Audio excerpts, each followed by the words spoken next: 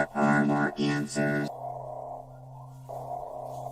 than you know. I'd like to take a moment to thank all of the channel members. I appreciate you guys so much. If you'd like to become a channel member, the link is below. And to everyone in the live chat tonight or watching the replay, thank you so much for your support.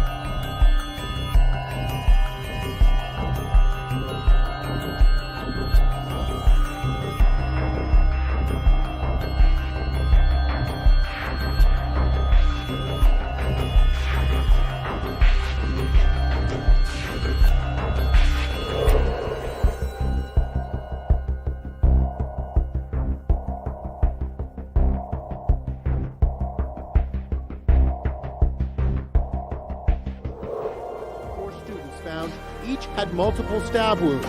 Some had defensive wounds, showing they fought with the attacker. And there was no sexual assault. County Coroner Kathy Mabbutt is describing the murders as personal.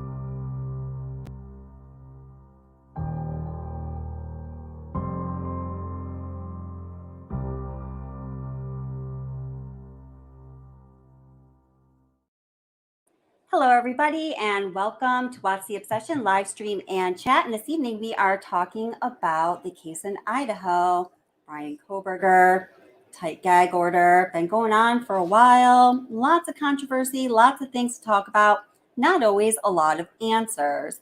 So welcome to everybody who's here in the live chat. So glad you guys are here. Everybody come on in and get comfortable. All of you watching the replay and those of you who are new to the channel, hope you feel comfortable here. I'm sure you're going to love your experience. Everybody, thanks so much. And thank you so much, moderators, for doing what you do. You guys are the best.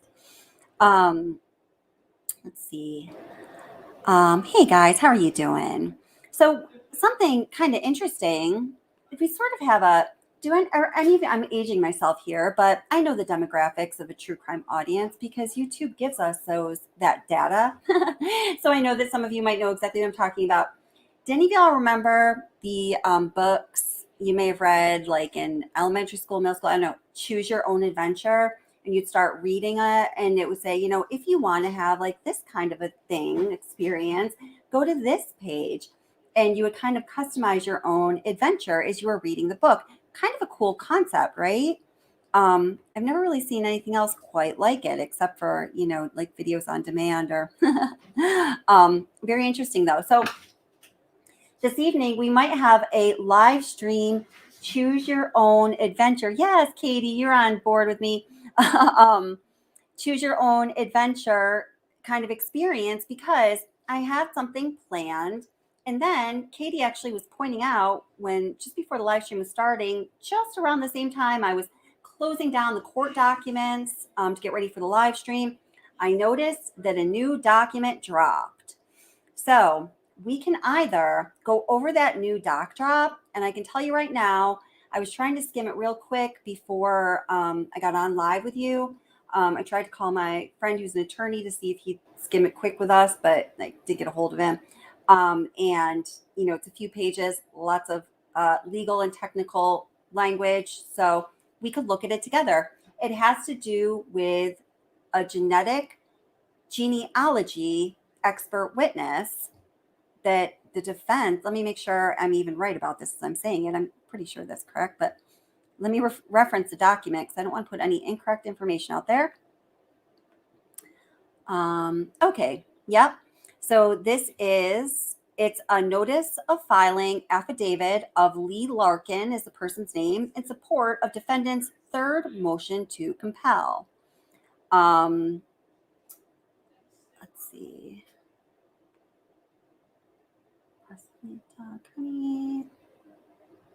Let me see here.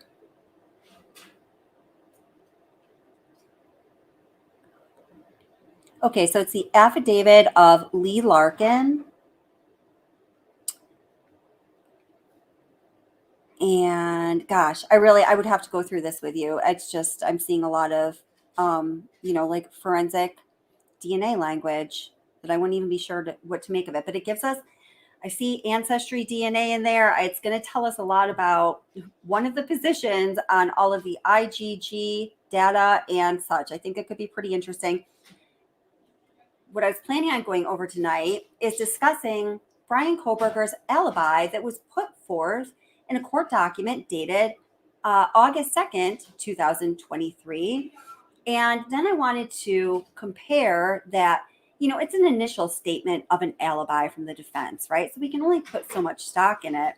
But man, as I was reading that document, I literally was like chuckling to myself. It's interesting. And then compare that to what we actually know about what Kohberger was up to that night based on the forensic data that is available at this time. So I don't know, guys, which one sounds better to you? Because they're both pretty meaty topics.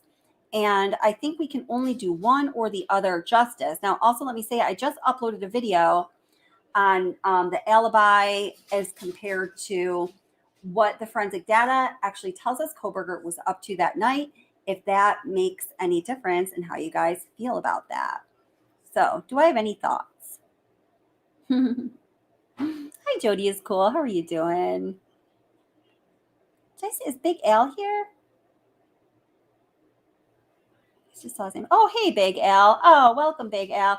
Big Al and I were on a panel last night. It's Melissa Jade. I love her channel. If you guys haven't checked her out yet, go check out her channel. She's like a truth teller. Love that about her. She stays true to the facts. She's terrific. We were on the panel for a short time together last night. And, Big Al had a lot of great information about the forensic data that's available, some of the cellular data. What I didn't get a chance to talk about last night on Melissa Jade's channel, Big Al, is I did work I was a site acquisition specialist in the telecom industry for 5.5 years and, got to know the ins and outs of cell signals and how they work and radio frequency and the engineering aspect of it and the sectors and all of that stuff. And I was really digging what you were saying last night, Al. I thought it was spot on. And I don't hear that very often. So thank you for that. Yeah. So why would he? All right. Do you guys have any thoughts on which one you'd like to go over?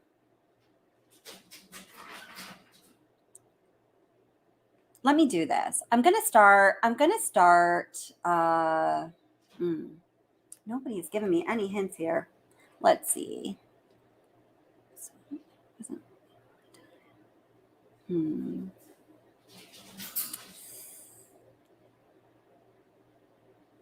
Let's see. Did you guys get the options here? So we're either going to I'm going to put up a poll real quick. So choose your own adventure. We're going to call it choose. Oh, but I can't spell that though. Choose. I don't know. Your own adventure. Wow, that's a long word though. Okay, so are we going to talk about, it has to be a yes or a no. No, it doesn't. So it's going to be, we're going to talk about the doc drop,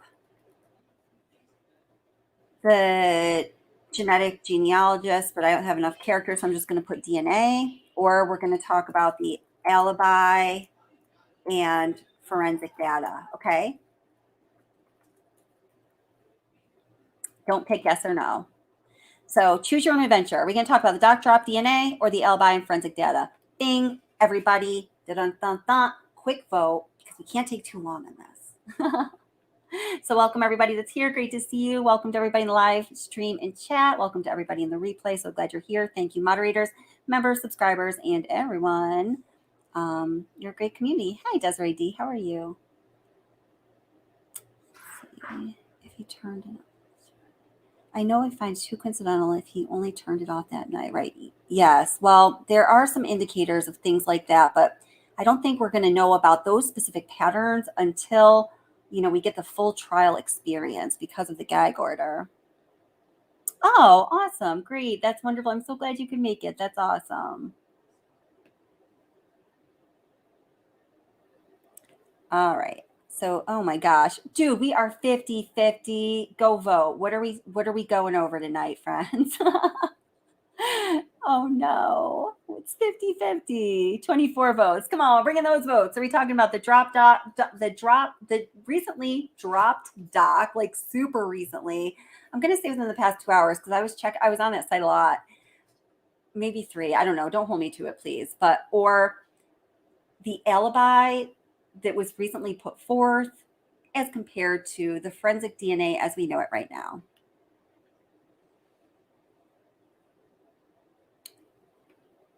All right, this is what I'm going to do.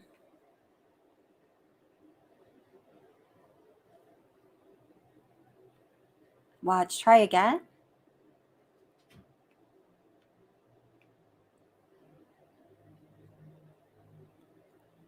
Let's see. Gosh, this is so freaking close. All right, so this is what I'm going to do. I'm going to start, let's just start taking a look at, yeah. So let's just, yeah, you're right. Okay. All right. So let's just start taking a look at this document that recently dropped. And again, if we don't get to the other topic, I just uploaded a fresh like 20-25 minute video on that topic. I would love to talk about it with you, but you know, there's only so much time in the day. So let's see how that all goes. All right, here we go. Let me bring this into the stream. Oh boy, I'm going to have to get my reading voice on now.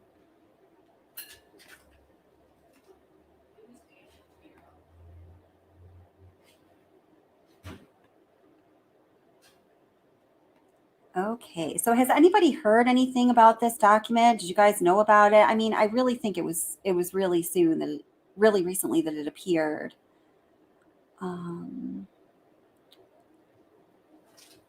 Okay, yeah, you got it. Oh my goodness. All right.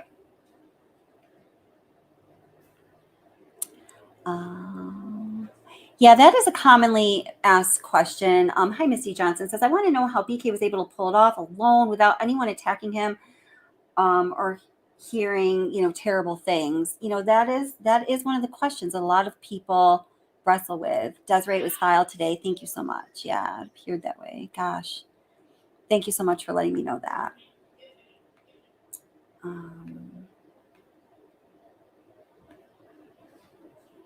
Let's see. Oh, go to my channel. Let me just get one thing up here. I have an idea. Always ideas. Always ideas. Okay.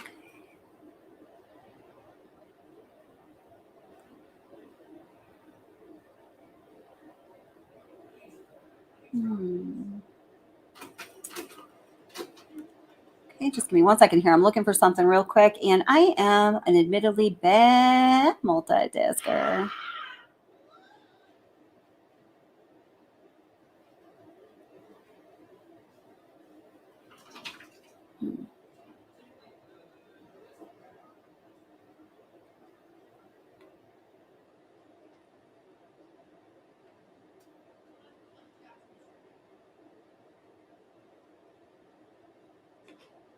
All right, here we go. Let me see about that.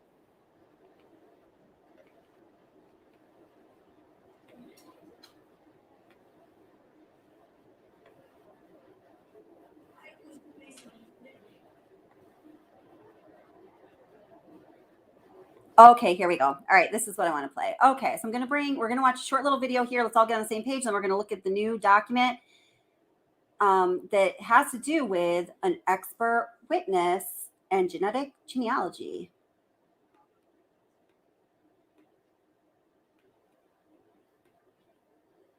Part of doing this work to create, click like and subscribe. Documents are just the this is a other document drop that had to do with DNA. Well, thing that's been going on in this trial or in any trial.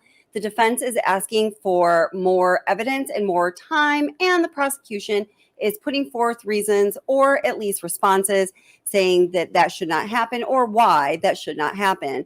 I should point out that this is very interesting since at Bryan Kohberger's arraignment, his attorney, Ann Taylor, asked for the trial date to be set just outside of the speedy trial limits, October 2nd, and it does not look like the defense is able to adhere to that timeline. So let's talk about what's going on and most importantly, what we have learned about the DNA evidence.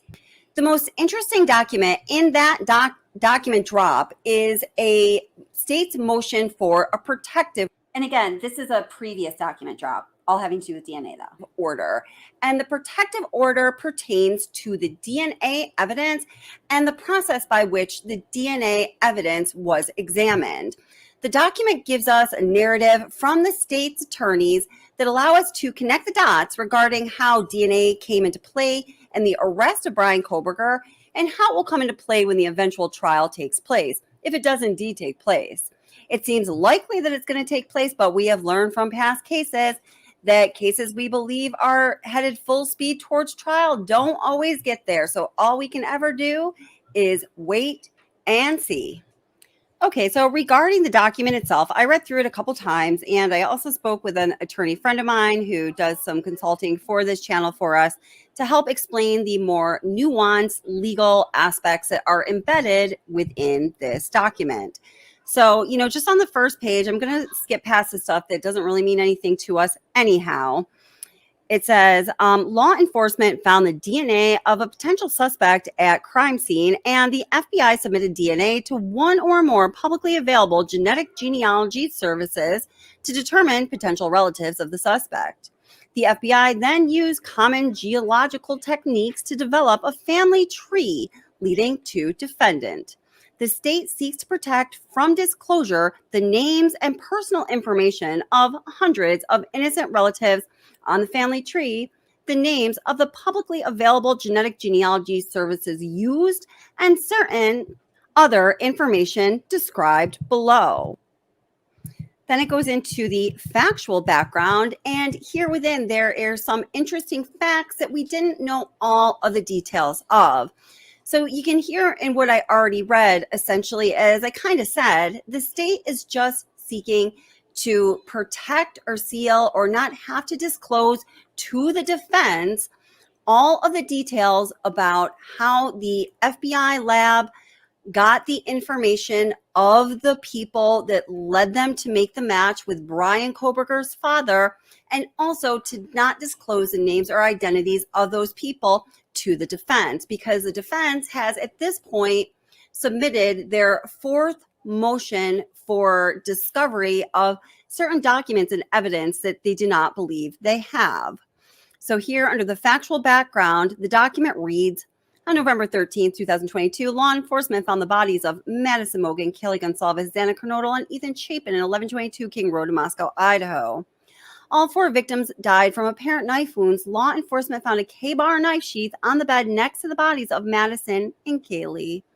The sheath was face down and partially under both Madison's body and the comforter on the bed. Law enforcement seized the K-bar knife sheath pursuant to a search warrant. The Idaho State Police Lab in Meridian, Idaho, located DNA on the K-bar knife sheath. The ISP laboratory determined the DNA came from a single source, and that source was male. So there, just within that first paragraph of the factual background, we learned a little more about exactly where the knife sheath was found. So it said that it was found under both Madison Mogen's body and partially underneath the comforter. So I guess that kind of paints a curious picture because, I was asking the question in my mind, like, how did the knife sheath get under the comforter? So, if gosh, it's so hard to think about. But if Kaylee and Madison were both, sleeping on the bed, and they were or were not covered by the comforter, ostensibly the assailant would put the knife sheath down and, do the terrible things that he did. So the fact that it somehow made it under the comforter indicates to me some definite sort of movement, which would essentially, I guess we could say it would imply that perhaps there were defensive wounds on either Kaylee or Maddie, or both Kaylee and Maddie. And may they rest in peace. And God, I hope someday their families find some semblance of peace. Okay, so what we're doing right now is I'm going over some information from a previous doc drop, all having to do with the DNA evidence, because there's a new doc drop from just today. I just saw it popping up a couple hours ago, which just thwarted my plans for the live stream. But no, I'm really happy I can go over this with you. So in about 4 minutes, we're going to drop this kind of background information that is great food for thought and start to look over the new document. That's why I was just saying, I wish Sleuthy Goose, I can never say your freaking name. Sleuthy Goosey was here. She's so good at this stuff. And then you appeared. That's amazing. Welcome, everyone. So next, the document talks about the process of making the match of the DNA from Bryan Kohberger's DNA found on the knife sheath. Well, they didn't know it was him at the time, of course, to eventually matching it to his father's DNA. So they say that they collected the DNA by certain means and they ran it through CODIS, and CODIS did not turn back a match. So the document goes on to say, unable to find a match using STR DNA analysis, law enforcement decided to use investigative genetic genealogy to find a lead. So it's going to be referred to as IgG and most of the remainder of the document. Genetic genealogy allows individuals to trace their lineage or connect with unknown family members using DNA. Typically involves sending DNA, such as a tube of saliva, to a genetic genealogy service like Ancestry or 23andMe. The genetic genealogy service then creates a single nucleotide polymorphism, SNP, profile to use for genealogical purposes. An SNP profile is different than an STR DNA profile and is used more often for genealogical purposes. The genetic genealogy service then uses an algorithm to compare the user's SNP profile to the SNP profile submitted to the genetic genealogy services by other users to determine ancestry and potential relatives. The genetic genealogy service shares with the user a list of potential. You know what? This is too technical for me. I want to get to some of the more legal stuff. I'm going to hop ahead a little. Name, birthday, and death date, if applicable, of hundreds of said, hey, investigate this guy again, because we learn more about what happened in the investigative process that led to the arrest of Bryan Kohberger. So the FBI did all of this work using common tools that any of us might use if we are using 23andMe or going on Ancestry.com. They then gave that tip to local law enforcement and said, hey, investigate this guy. I think this is very interesting. The IgG process pointed law enforcement toward defendant, but did not provide law enforcement with substantive evidence of guilt. The FBI did not, for example, conduct a direct comparison between the SNP profile from the K-bar knife sheath and the defendant's SNP profile. That type of direct comparison requires a more traditional STR DNA analysis, which was conducted by the Idaho State Police, not by the FBI. So what does all of that tell us? That tells us that the Idaho State Police and agents from the FBI are going to both be testifying in the potential trial regarding the DNA evidence on behalf of the state, right? So those are the people we are going to be hearing from. We're not going to be hearing from people from Ancestry.com or 23andMe. It's these guys that did all of that work with those resources that were available, and that is who we will be hearing from. So the document goes on to between the STR profile talked about my friend Alex and on Earth sounds pretty damn convincing to me. Was tested. That's number one, because these are we're gonna see become two separate things. And they also wanted all information and evidence presented to the grand. Okay, so this is what the defense is asking for. We know that they wanted all of the information.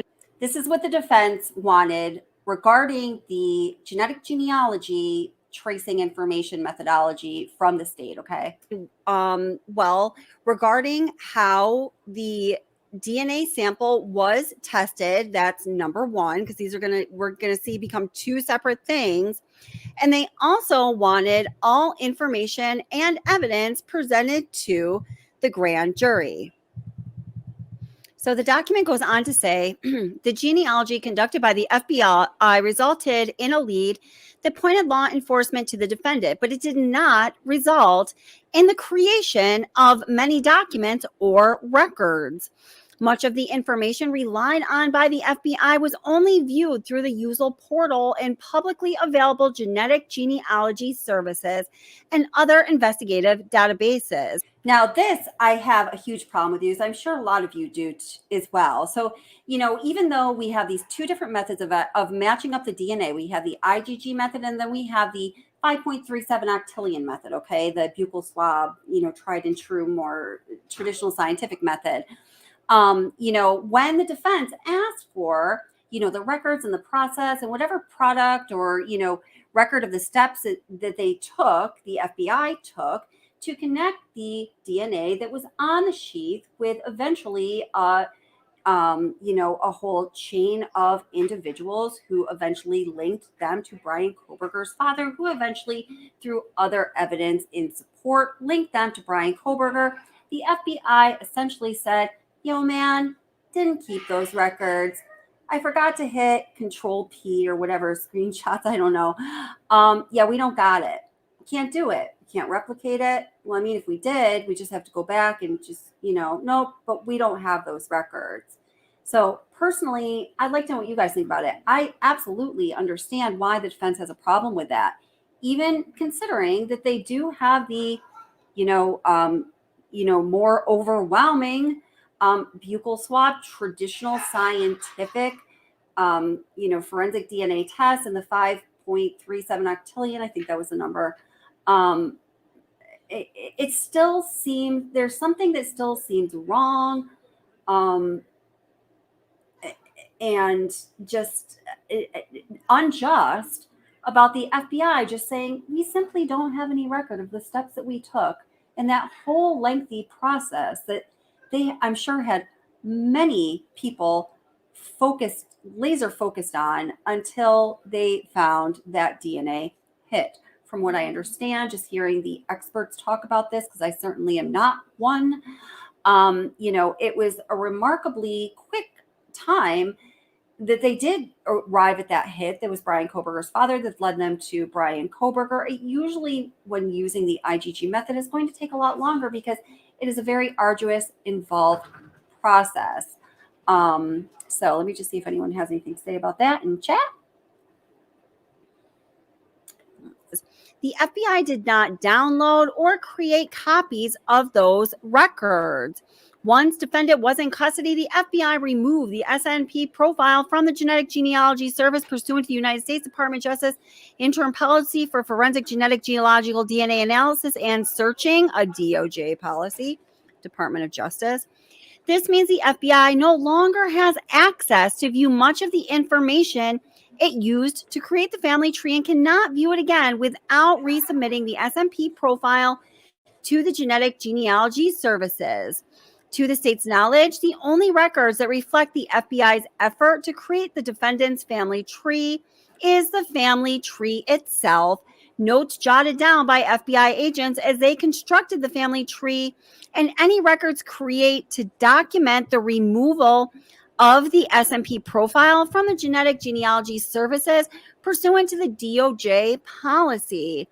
The state has not seen, nor does the state possess, these records or copies of these records. So what all of that is saying is while the FBI was going through this process of doing what they had to do, using the resources from Ancestry.com, 23andMe, etc., to construct this family tree, to take the steps that are necessary to identify the family members and eventually the suspect based on a DNA profile, they don't have any records of that. And the state is saying, you know, as far as we know, at least, they don't have any records of that. So although you want this information, defense, Bryan Kohberger, sorry, man, we don't got it.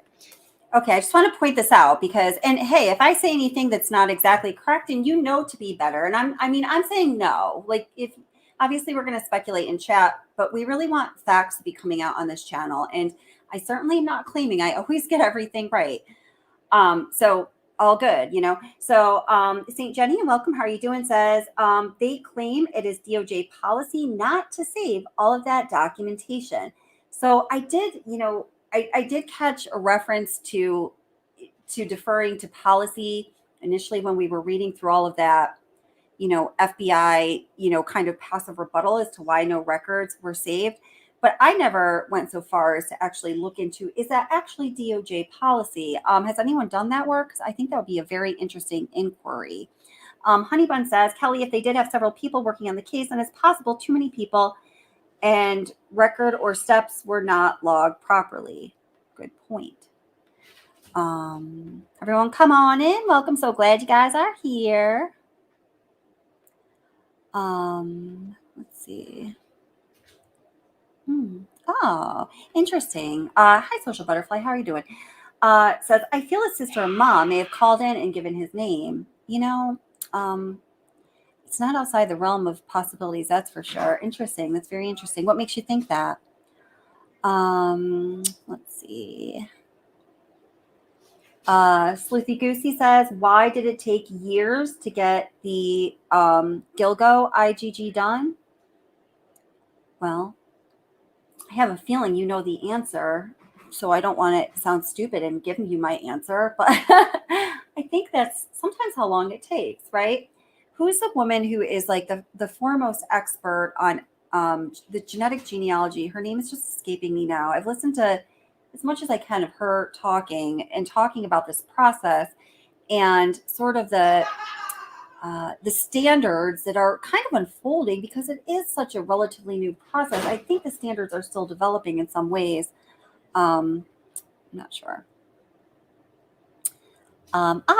So Sis Vicious says, the analytical process should have been screen recording of the entire process and labs should be required to keep them. Keystrokes and all. The state is vying to end his life. Save the damn records. Well, I mean, that's how I feel, like on a, you know, visceral level for sure. Well said as always, my sis. Yeah, I totally agree. And if that is DOJ policy to not keep such records, I would really, you know, put that squarely into question. Yeah. Hey, Dave Bass, how are you doing? The problem is the IgG working out isn't probative of anything. It's the raw data evidence that the experts want in the witness box. Very well said. Exactly. That's right. Exactly. Very well said. All right.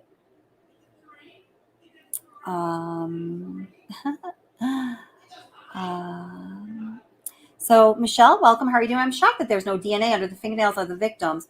You know, do we know that for sure or not? I mean, certainly it seems like we would have heard about it, but then we do have this, you know, very tight, strict, and broad gag order. So I'm just really not clear on that.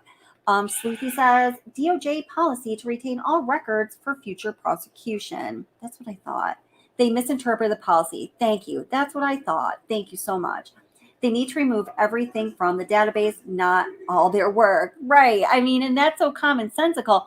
I mean, it's like, what level are we playing at here, guys? This is like the FBI. Like, you know, I mean, you know, I work with students at a very young age. We're teaching them to show all your work and save all your work. And that work is valuable. And, you know, for a number of reasons, if it can get you a point here, there, whatever, or it may have something valuable within it that teaches a lesson. CC Moore, thank you. Come on now. I don't buy it. Like, what is up with that? Thank you. CC Moore is that expert. Yes. All right. Okay. So I'm going to have to crack into that new document or, you know, I'm never going to get to it. So, so many great comments. So I just want to read them all. But yeah, let's do that. All right. Okay. All right. So let me try to make this as big as possible. Take down comments. Could probably kick myself out. Oops. And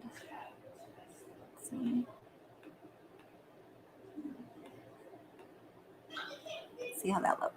All right, just if you want to read along, I don't know. Okay, so let's do this. Whew. I don't know if I've got my reading voice energy today, but I'm going to try. All right. I'm not going to read that first page or the certification. It's all legal stuff, legal mumbo jumbo. All right, so if I miss anything that's material, guys, just try to call me out and let me know, and I'll go back and read it, okay? So obviously we have the state of Idaho versus BK. So in the state of California, county of Alameda, is that how you say that?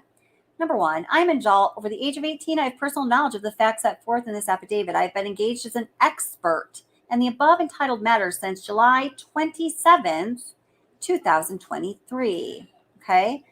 3, I am a genetic genealogist, having practiced genetic genealogy since 2014. My educational background is a bachelor's degree in biology and a PhD in botany. My curriculum vitae is attached. As a genetic genealogist, I have a clear understanding of how genetic genealogy works. I've developed tools that are in widespread use by genealogy practitioners. So many tongue twisters. Okay, I'm on number 4. Genetic genealogy is best described as the use of DNA data to evaluate biological relationships. There are 3 categories of genealogical DNA tests: Y chromosome DNA, direct paternal line only; mitochondrial DNA, direct maternal line only; and autosomal DNA, all branches of a pedigree. A genetic genealogist integrates information from these DNA tests with genealogical documentation to reveal or corroborate relationships. Number 5. Genetic genealogy primarily uses autosomal DNA tests that were originally designed for biomedical research. Since 23andMe brought their health test to consumer market in late 2007, Family Tree DNA, Ancestry DNA, MyHeritage, and a handful of smaller companies have launched their own genetic genealogy products. These companies all provide genealogy tools to their customers on their websites and also produce a, quote, raw DNA file, end quote, that their customer can download. The raw file contains a genetic profile for that customer. This genetic profile is not the same as an STR profile that is commonly uploaded to CODIS in a forensic DNA analysis. 6.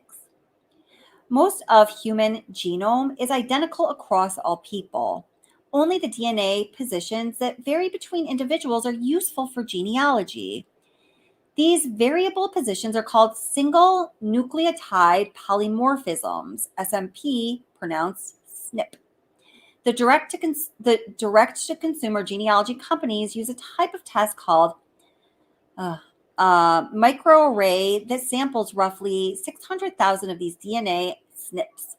Unlike the STR markers used for matching in CODIS, SNPs can convey information about medical and physical traits as well as biological relationships to close and distant cousins. All right, y'all with me? Let me just check in chat, make sure you're all good. Okay.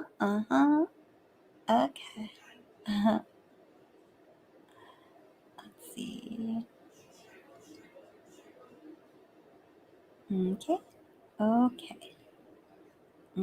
Okay. All right, back to the doc. A microarray SNP profile is sometimes called a kit. Once the lab test is complete, the genealogy company compares the new kit to those already in the database, looking for long stretches of SNPs that are compatible.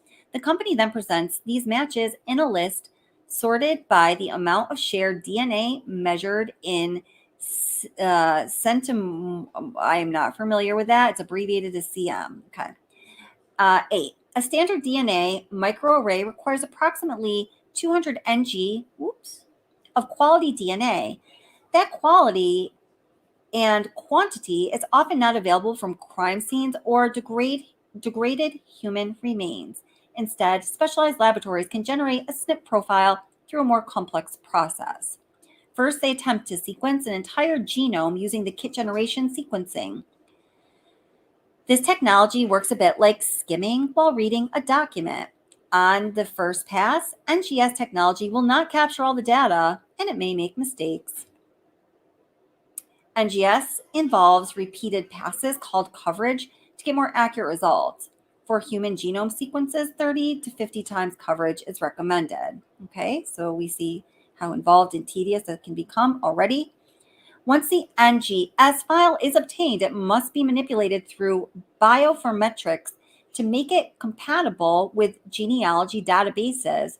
The extra data must be stripped out into just the SNPs that the genealogy companies test, and missing or ambiguous data must be inferred using statistical methods.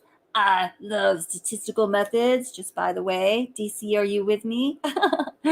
This kit is then uploaded to a genealogy database and evaluated. A poor quality kit might have too few matches, or it might have phantom matches that are not real measures of relationships. Often bioinformatics step must be repeated. This is a trial and error process. It can take several tries to produce a kit that works well in a genealogy database. Remember when I was going to school and I just loved like research methods and statistics, all those classes that, people in like the behavioral sciences definitely don't like to take. And I just can't get enough of them. I want a bumper sticker that says I love pie charts. All right, we're on number 10 here. Okay, you're scrolling with me. Very good. Only GED match, family tree DNA, and some smaller entities allow crime scene and human remain samples to be uploaded. Ugh, it can get dicey, right? The terms of service at Ancestry DNA, 23andMe, and MyHeritage prohibit forensic investigative genetic genealogy in their databases. However, in the absence of effective oversight, forensic genetic genealogists are on an honor system. This is very interesting.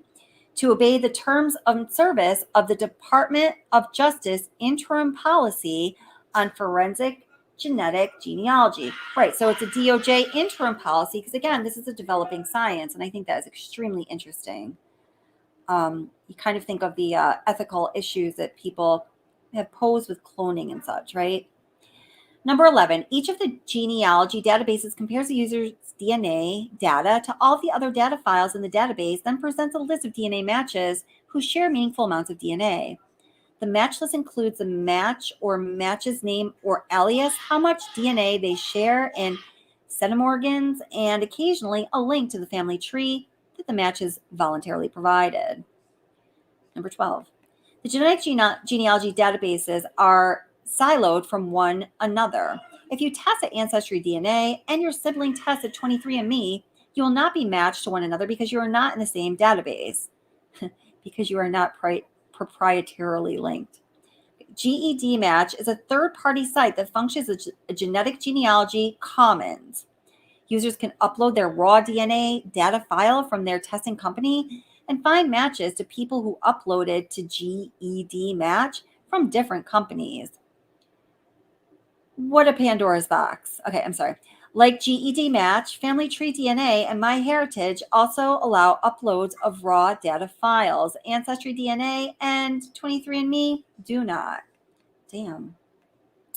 I'm just reading the footnotes. It's basically you can't paternity testing and cadaver testing is prohibited. Okay, that's what the footnote said. Let me just check in with you guys there in chat. Let's see.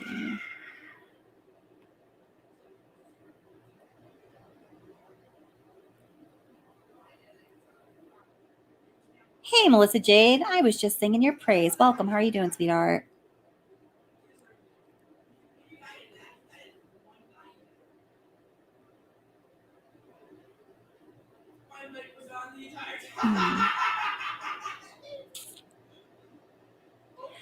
Okay, so this is a good question. So Rubber Toe says, I really wonder if the cheek swab, which seems pretty solid, could be tainted if the initial DNA stuff being argued here is what allowed the search warrant for the trash DNA cheek swab. So that would be fruit of the poisonous tree. And in the law, that is very problematic. Because the basis upon which you served a warrant or inserted yourself into the an individual's seeing that their own privacy is handled in the way that they wish is a really big deal. You can't just be like, law enforcement can't just be doling out excuses because they know this one is going to get you on the hook and then kind of bait and switch.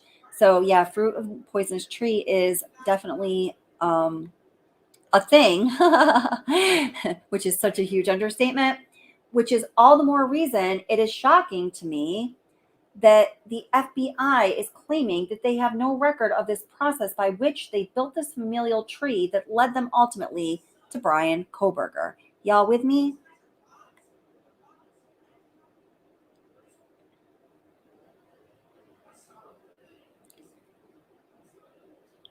Let's see.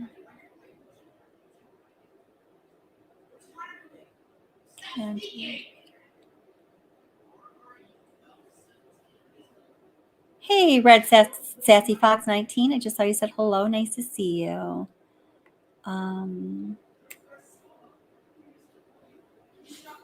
Jody is cool says, I think that Ann Taylor, not a designer, knows that he's basically done and dusted.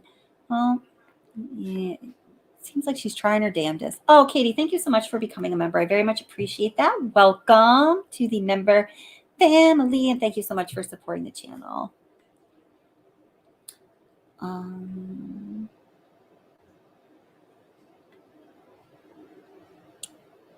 Yeah. So Greg says, does anyone remember before the M's, a woman down the street calling the cops because her car was broken into, suitcase of clothes was taken. The suitcase was like put in the middle of the road. Her panties were in like the cup holder. And yes, we do remember that. That was in early March of, the March before the November of horror.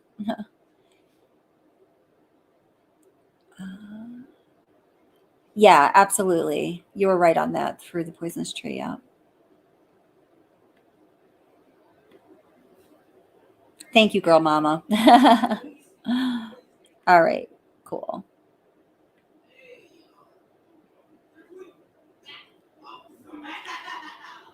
Ah, wow. This is a little this is a big question though. Does anyone else think this case may conclude without any explanation of why these victims were chosen? That's so not, that doesn't feel right, does it? I know, right? No. Oh, hey, Michelle, thank you so much for the super sticker. I very much appreciate it. Thank you so much for being here and for supporting the channel. Thank you. Thank you.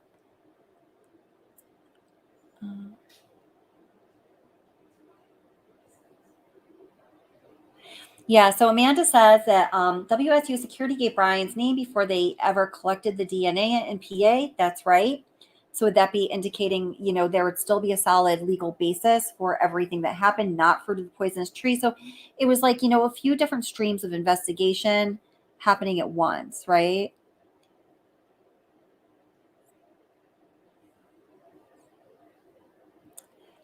Dave Bass, I love that question. Let's talk about it sometime. That's just going to be too philosophical for this night's stream. Okay, let me continue to read here.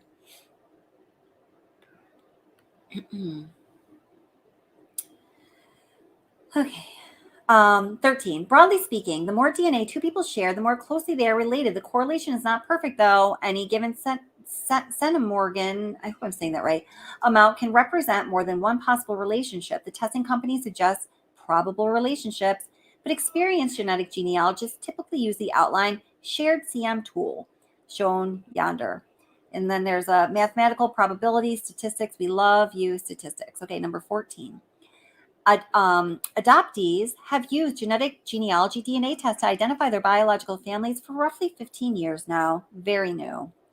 The same methods used for people with unknown parentage can be used to identify forensic samples from a crime scene or unidentified human remains.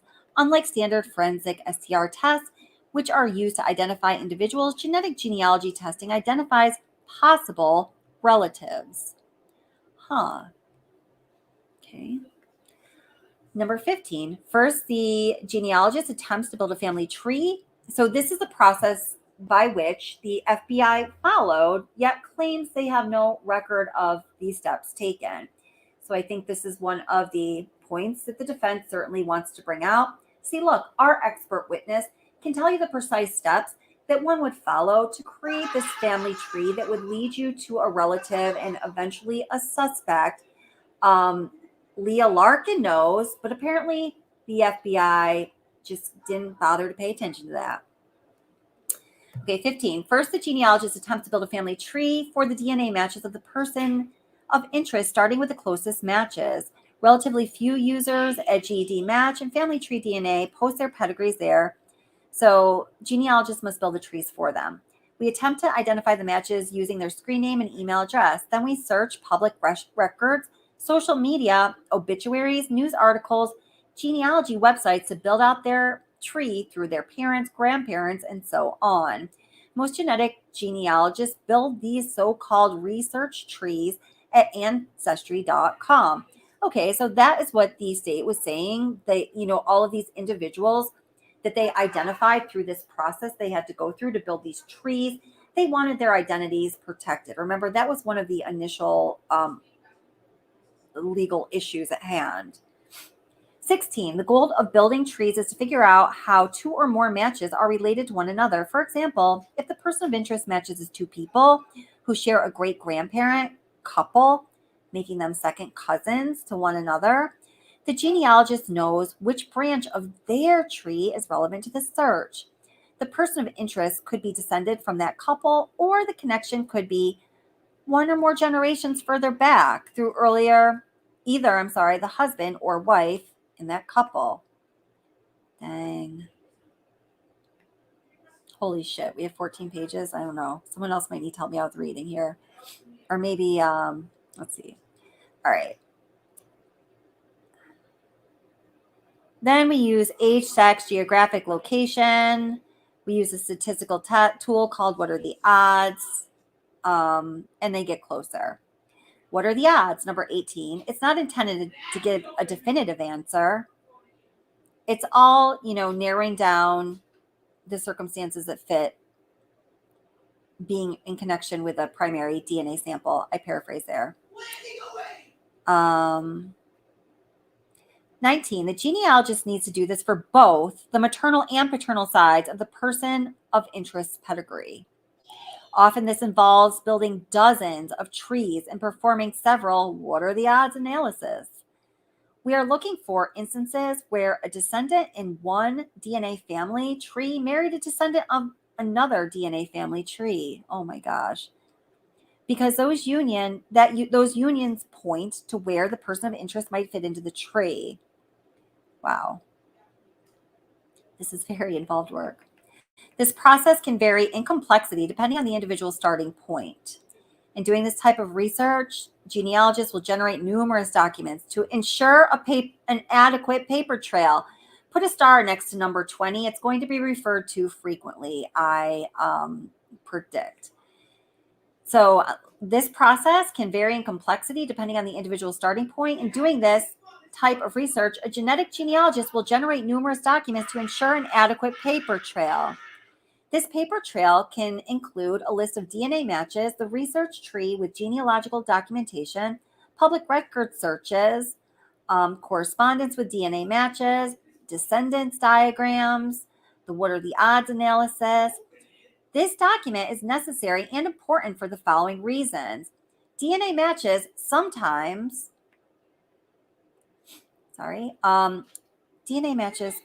hide their profiles. An error in the tree can mislead the genealogist and the descendant diagrams and that analysis they use. So number 20 is going to be very important from a legal debate point. Number 21 is genetic genealogists. I have learned about the power of privacy implications of genetic genealogy. The tests themselves were designed to reveal biomedical information and can reveal family secrets about the tester. In many cases, private information can be inferred about the DNA relatives of the tester. For those reasons, leaders in the genetic genealogy community develop standards that emphasize consent and privacy. But it's still very much in a beta mode, so I'm sure those are not perfect.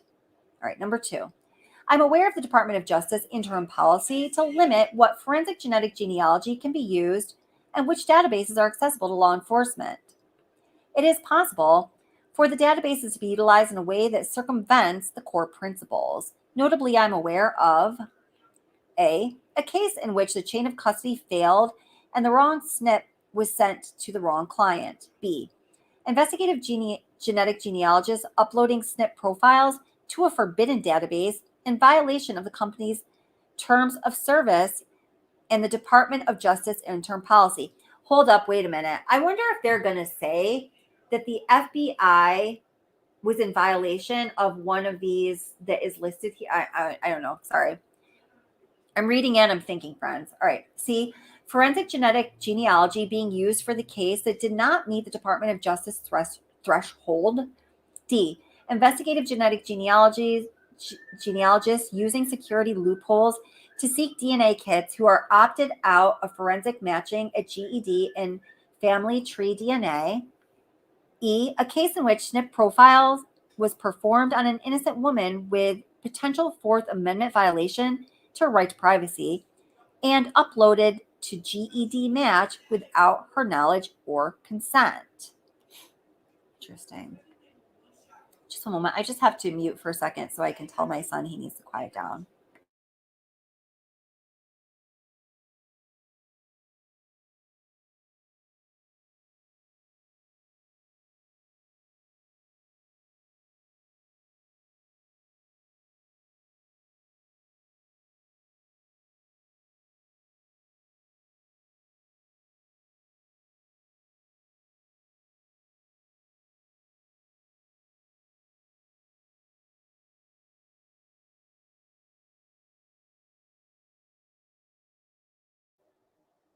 Okay, sorry about that.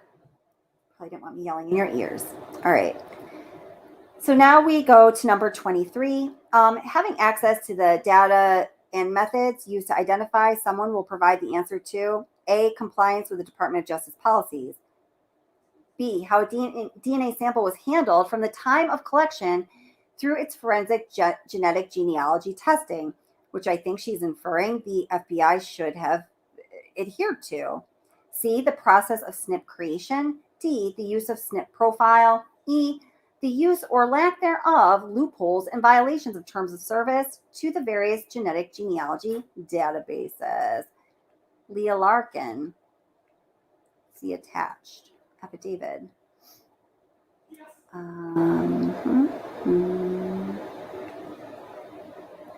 Okay, so then it gives her professional experience.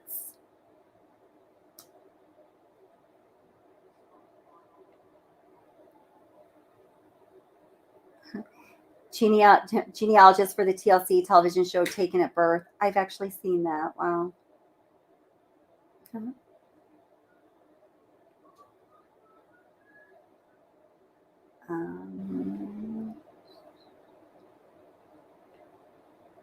So I'm sorry, I'm just kind of like reading through. I don't want to read through this word for word here, just her resume and relevant experience.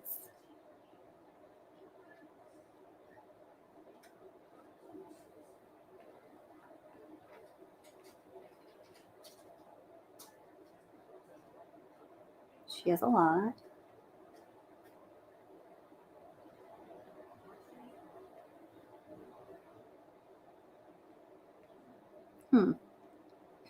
Interesting.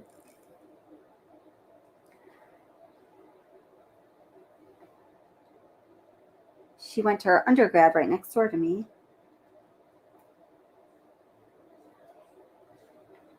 Okay.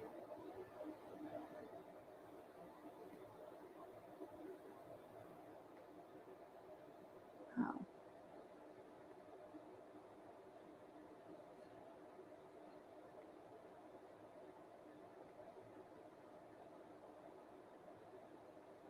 Sorry, I'm just reading through this a little bit. I have a couple thoughts here, and I want to also let you guys read through it if you want to. Okay.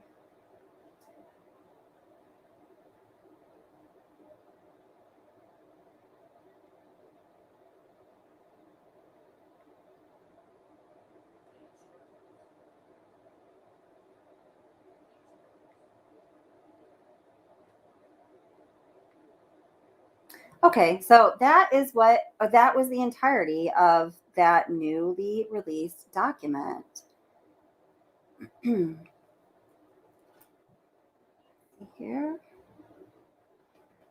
and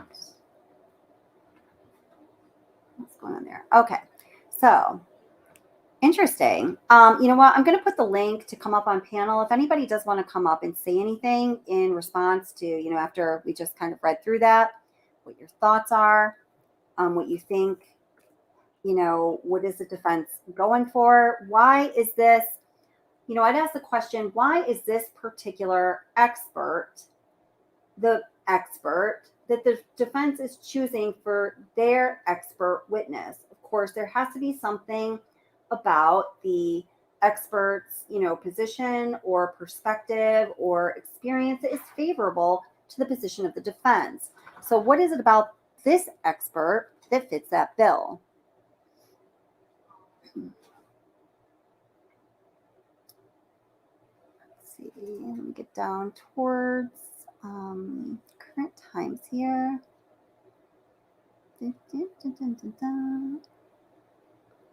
Oh gosh, I've had that one comment up for a long time.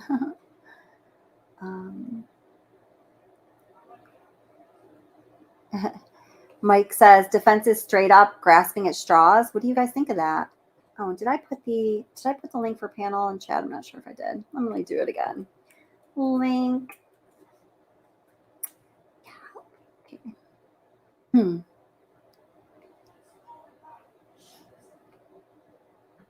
let me actually that. Whoops. Wow. Really like lots of good comments. I want to read them all. There we go. I just pinned that. All right. So I pinned the link up top if anyone does want to come up.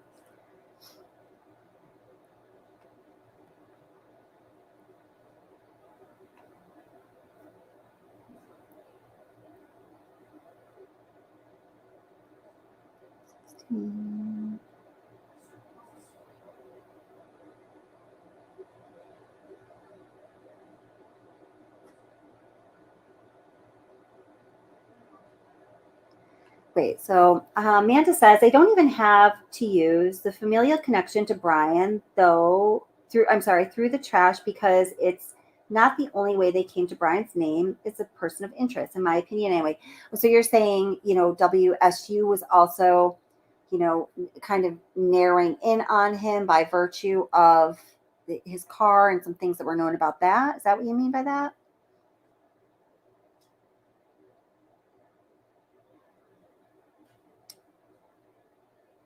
Yeah, well, Brian Hoffman, interesting point, says, but that is not how you do chain of custody. Yeah, I mean, I guess, you know, good point. You know, in, you know, the processes and procedures that she outlined there really is no mentioning or even nod to chain of custody. So does that mean that, as within other, you know, certain sciences and institutions, chain of custody is such a, it's a foundational staple, you know, legally, ethically, morally, as far as, you know, practice and procedure goes, that it's just taken for granted? Or is there something different about chain of custody here? That's interesting. When would chain of, yeah, okay, that's interesting.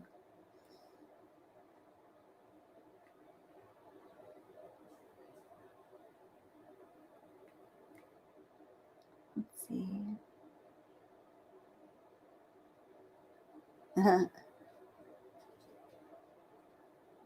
Yeah, I mean, this is a point that, you know, many always go back to, and I think it is absolutely legitimate. And I haven't even really personally heard any experts speak on this matter that had a lot to say in the way of defending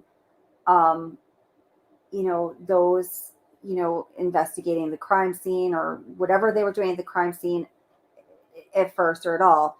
So LA says to Brian Hoffman, there's so many people in and out of the crime scene, no appropriate clothing to keep the scene intact from contamination.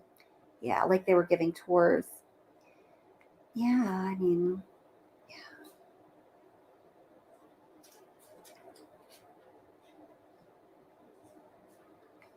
Very good point, Mike says. Proving motive is nice for the prosecutor when it comes to effective storytelling that hits home for the jury. Really well said. But it's not a requirement to prove motive. The crime alone is enough for a conviction. Absolutely.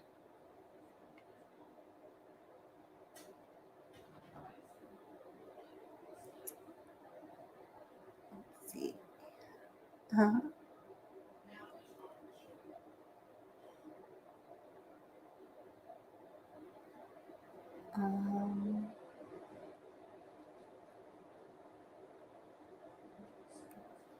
Oh my goodness, that just blows my mind, Marley's mom. It sounds like you know what you're talking about. Let's see.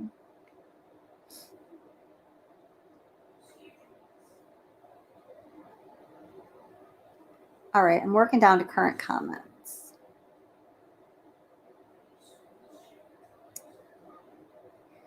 Does anyone remember the name of the genetic genealogist here? We're talking about CC. Is it CC Moore? The same one I was asking about? Is that the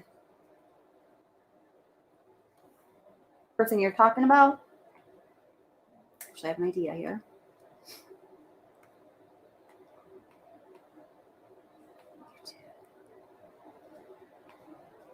So what do you guys have to say about any of you? Is this like too much scientific stuff to take in? What do you guys think? Or is it just not that?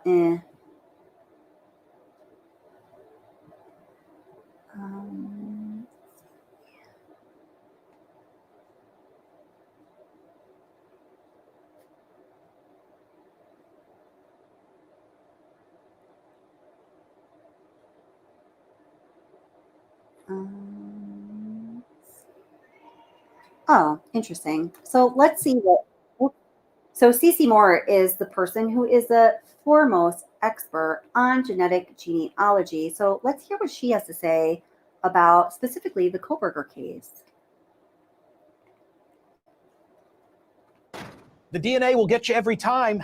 It's how the suspect in the mid-November stabbing deaths of 4 Idaho students was finally tracked down and arrested. That's what we learned when the affidavit of probable cause was unsealed in Idaho court this week. Investigators had found a leather knife sheath on the bed of one of the victims. They found a DNA sample on the button of the sheath. This and the cell phone records tracing his whereabouts capped the many weeks-long investigation that included narrowing down which white Hyundai Elantra had been captured on videos in the neighborhood of the house where the killings took place. A Washington State University officer then located a 2015 white Hyundai Elantra in an apartment complex parking lot. The owner's driver's license information and photograph were consistent with a surviving roommate's description of the masked suspect's height and build and bushy eyebrows.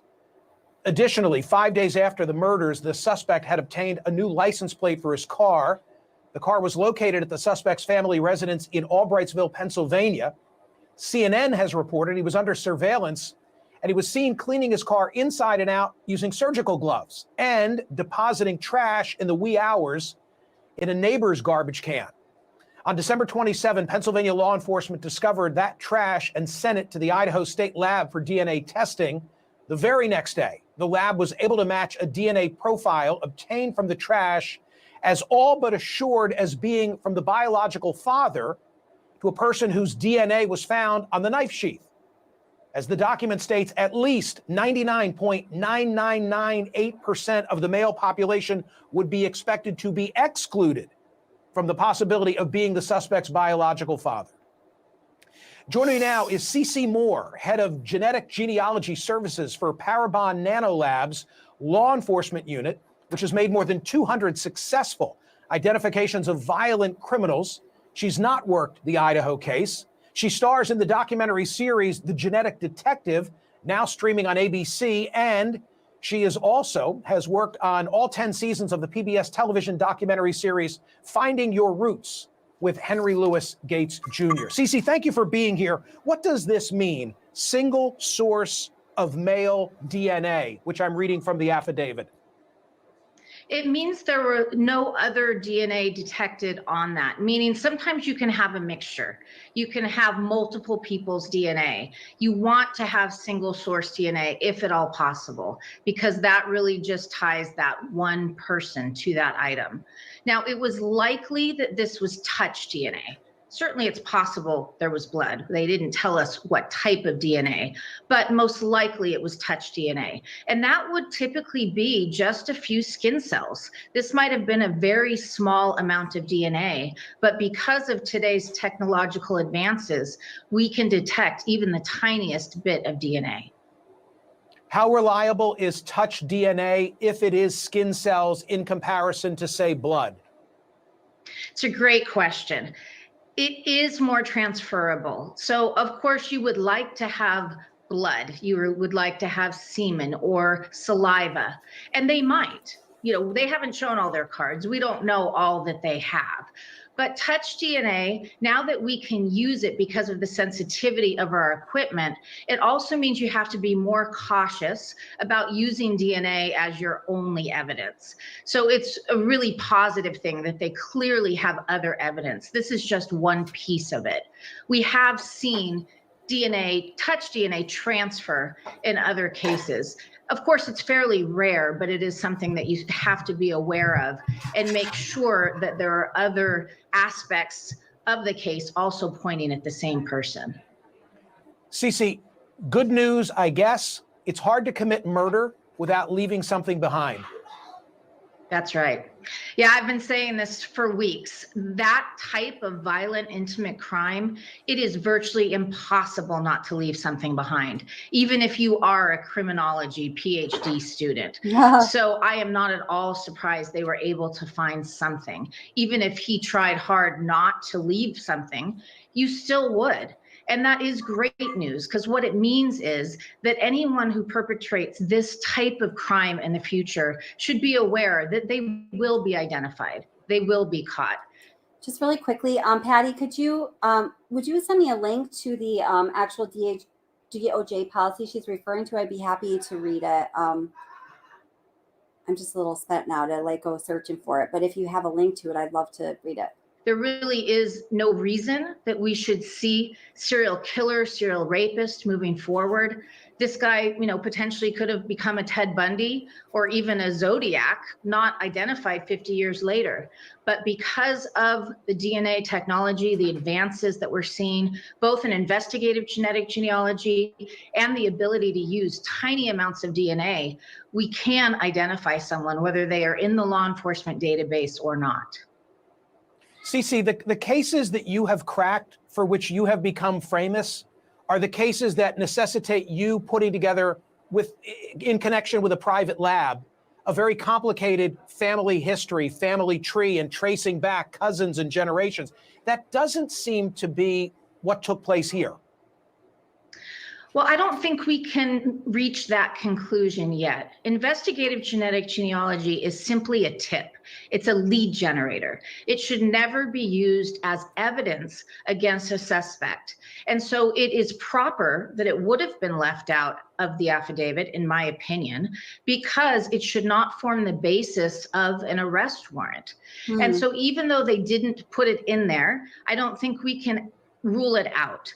We don't know whether it was what initially identified him as a person of interest, and then they looked more closely at that tip about the car, or it could have gone the other way, where they identified him through that tip about the car, and at the same time they were working on the genetic genealogy and may have built his family tree to see if it was consistent with what they were seeing. Guys, that is very interesting. So again, Cece Moore is the first and foremost leading expert in this emerging field in forensic science.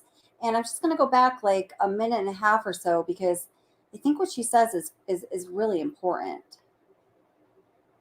Well, I think everything she says on the topic is obviously very important, but should never be used as evidence. Well, I don't think we can reach that conclusion yet. Tree and tracing back in connection with a private lab, a very complicated family history, family tree, and tracing back cousins and generations. That doesn't seem to be what took place here. Well, I don't think we can reach that conclusion yet. Investigative genetic genealogy is simply a tip.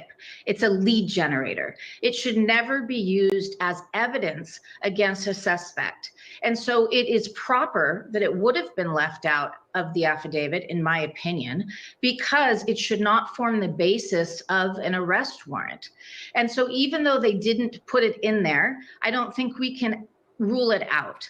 We don't know whether it was what initially identified him as a person of interest, and then they looked more closely at that tip about the car, or it could have gone the other way, where they identified him through that tip about the car, and at the same time, they were working on the genetic genealogy and may have built his family tree to see if it was consistent with what they were seeing.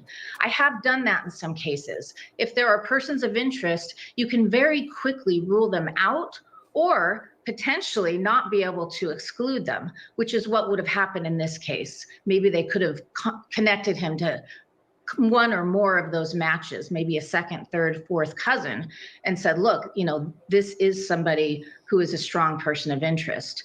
So I think there's still a lot for us to learn on what happened here. I do think it is highly likely that an advanced private outside lab was used, at least somehow in this case. We've all been hearing whispers of this. There's been lots of leaks that investigative genetic genealogy was used. So I do think that they were at least trying to, or in the process of doing so. And you make a great point. They of course don't have to put in this affidavit of probable cause. They, the prosecutors, all that they have. CeCe Moore, that was tremendous. I thank you as always. Wow, that was like that. Wow, I need to listen to that again and again. And Eric Schultz, thank you so much for the super chat. I really appreciate it. Watts, love your energy and intellect. Thank you so much. That really means a lot. Thank you so much, and thank you for being here and taking part and supporting the channel. I appreciate you. That was wow. What do you guys think of that? LA says, if the Idaho lab could obtain results the next day, how was the evidence sent? It has to be accompanied by, well, it's whatever, as Brian Hoffman said earlier, that's going to be dictated by the chain of custody that the evidence sample will legally, and I think for the sake of scientific validity, will certainly need to follow. Great questions, guys. Grunger999 says there could be more of BK's DNA inside 1122. Absolutely.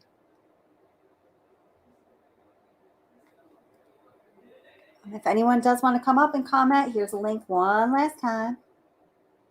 Wow, you guys are quiet today. Hi, Marina. How are you? Marie, am I saying that right? Marina, thank you for being here. Says, first time here. Appreciate what you're doing. Jeannie Ramsey, good to see you. Thank you so much for being here. I'm glad you could make it. Hello, love. How are you doing? Opinion Einstein, love that name, says, I don't really think the DNA will be an issue with the defense. We'll use the PCA versus location times. This is why he drove around the way he did while waiting for lights out. You need to watch the video I uploaded just before this live stream started. That's exactly what we were going to be initially talking about during this live stream this evening until this document dropped, or I saw that this document had dropped. Yes. Exactly. Let's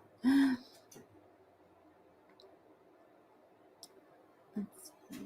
Hi, Randy. How are you doing?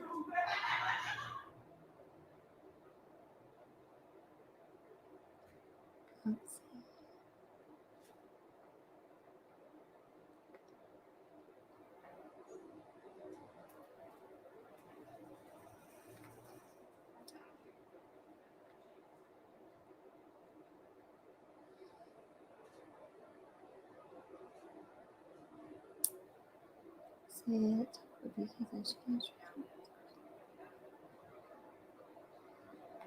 Dave Bass says, Kelly, can I just say that talk about BK's education, etc., drives me nuts and goes nowhere. He's in prison, for heaven's sakes. He's no genius. Yeah. No. I think he had more of a, I think his intellect and his personality were clearly a misfit for one another. Thank you, DC Primetime. And, let's see who's coming up on stream. So, MB, I've got you backstage. As long as you're good, I'm going to bring you up. And so you'll be unmuted, and I got your avatar picture. Beautiful. All right. Okay. All right. So, everybody, welcome. It's Marina. I'm Marina. Oh, yeah, how are you doing? MB Marina. Yeah. How's it going? I'm good. You can hear me okay? Yeah, I can. Yep, I can totally hear you. So what are you thinking about? So I got in here kind of late, so just if you don't mind a recap. Okay, I got the genealogy thing. The DNA still matches, right? Are they just like questioning like how they obtain the evidence? Like, are they like trying to throw it out? Well, okay, so the thing is, the DNA that was found on the knife sheath does match that of Bryan Kohberger, now determined through two different means. Number one was that ancestral and investigative genetic genealogy and having to build out the family tree.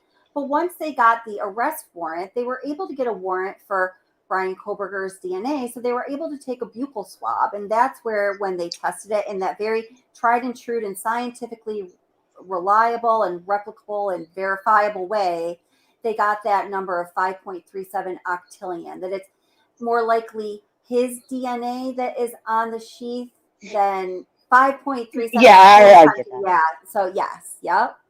Yeah. Okay, so they're actually just trying to throw out the method, like how they. That's kind of because okay, sorry, I'm a little up here, but or like my wording is not great, so when I've heard of like, okay, so if they like match this and they don't actually go for arrest because they're talking about the car and stuff, and then just deciding to arrest BK, but in other cases, don't they, like, if they think there's a connection, they'll even just wait and like try to gain their DNA somehow, like through a thrown away piece of trash. Like serendipitous. And those, yeah, absolutely, yeah. And I think it seems like, and I think some other people were commenting in chat, something like this. It seems like there were a couple different kind of lines of investigation that were sort of honing in on him, and this genealogy, way was certainly one of them, and it was working on the DNA, but also they were already, kind of zeroing in on him because of his car and the license plate and certain other things. So I think, if they hadn't built this, I'm just surmising, this family tree as quickly as they did, they would have next been I can't say that word right now. They would have been trying to take his DNA out of the garbage can straw, that method, Yeah. Yeah, but if they had done that, would the defense be trying to throw it out then? Because I've never heard of someone trying to go against you. Because either way, they still now have his DNA and it matches. So they want to throw all that out. Like, what are you gonna Are you gonna try to match it with somebody else?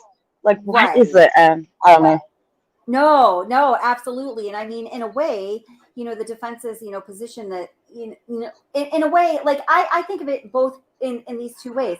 It is kind of silly to get hung up on we don't have all the steps of the genetic genealogy, family tree building, because ultimately we do have that buccal swab and that 5.37 octillion, statistical, impossibility that it's really anyone else almost. That's more than the number of human beings that have ever walked the face of planet Earth, just to put it in perspective. That's crazy, right? So ultimately, they do have that, but at the same time, the defense attorney's job is to defend their client in every which way. And one of the ways that somebody charged with a crime can be acquitted, there's 17 common criminal defenses, and one of them is, I can't think of the exact term right now, but basically, the law was rolled out incorrectly.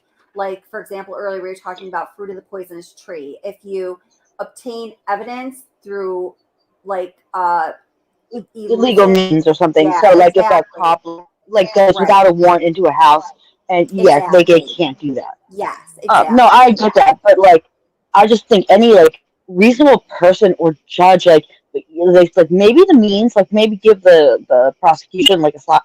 I don't know, like get them in trouble or whoever got the evidence if they do deem it like a valid like kind of what the defense like if they think the defense's like argument is like good, but like either way you still can't omit that like if you're saying in my opinion you can't admit that octillion bajillion whatever like right. number. It's just too like how do you just go okay well put all of that is out like no you're gonna have a hell of an uprising like an Yeah, uproar no one yeah, yeah, absolutely. But at the same time, like let's think about it like this. In Ann Taylor's, saying like we want to be privy to all of the steps that were taken for the FBI agents to build out those family trees to see exactly how they arrived at finding Bryan Kohberger's father. The fact that then the state and therefore the FBI could not return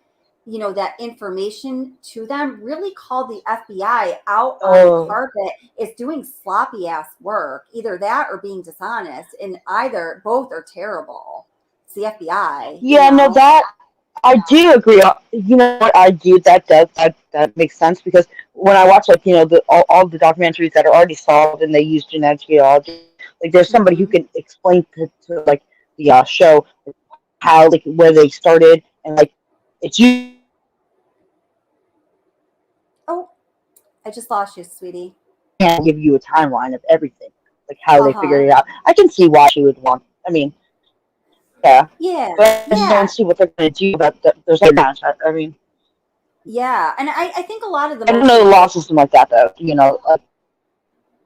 yeah, no, totally. I think a lot of, the Go motions on. she's put out there have been, kind of staging, like she wants to get she, in addition to the legal purpose of filing a motion, she also wants kind of the PR effects. Yeah. I've the like I've talked to other people about this and the what I like said and like a lot of people said was like the defense does have to do their due diligence. They're going to question everything. Oh, sorry, there's a motorcycle. They're going to, Yeah. and they have the right to, and with all this that's like, in his DNA and stuff. I mean, they have to. Yeah, yeah, absolutely, So you can't. I absolutely. guess. And if they didn't, then say if he is found guilty, you know, then there would be the risk of him getting granted a mistrial or something else on an appellate basis. So yeah, I mean everything, and all if he is guilty, I think he'll be found to be guilty. But our justice system does depend on everybody getting a fair shake in the system. So I No, think that's very true. Uh, sorry. no, that's okay. Go ahead. Sorry. No. I just also thought, like, actually, like, I just had an idea. Like, okay, so she's throwing this in. It makes me almost think also she's kind of grasping at anything now to like poke Yeah. holes, but this is not really poking holes because there's no hole to be. I mean, but she's trying Hmm. anything to like. She's.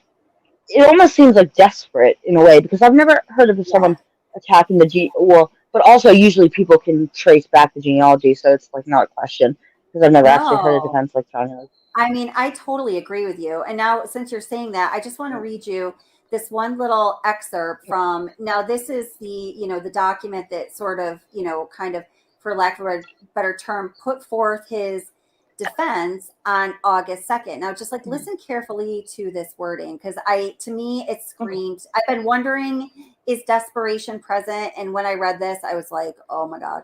So after giving an argument like kind of like, oh, we didn't get this from the state, so wah wah wah, but some of it's legit, but still it was wah wah wah. It's the document says Mr. Kohberger had a long habit of going for drives alone. often he would go for drives at night. He did so late on November 12th and into November 13th, 2022. Mr. Kohberger is not claiming to be at a specific location at a specific time.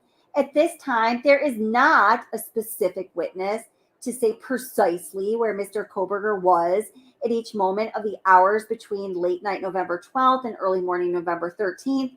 He was out driving during the late night and early morning hours of November 12th to 13th, 2022.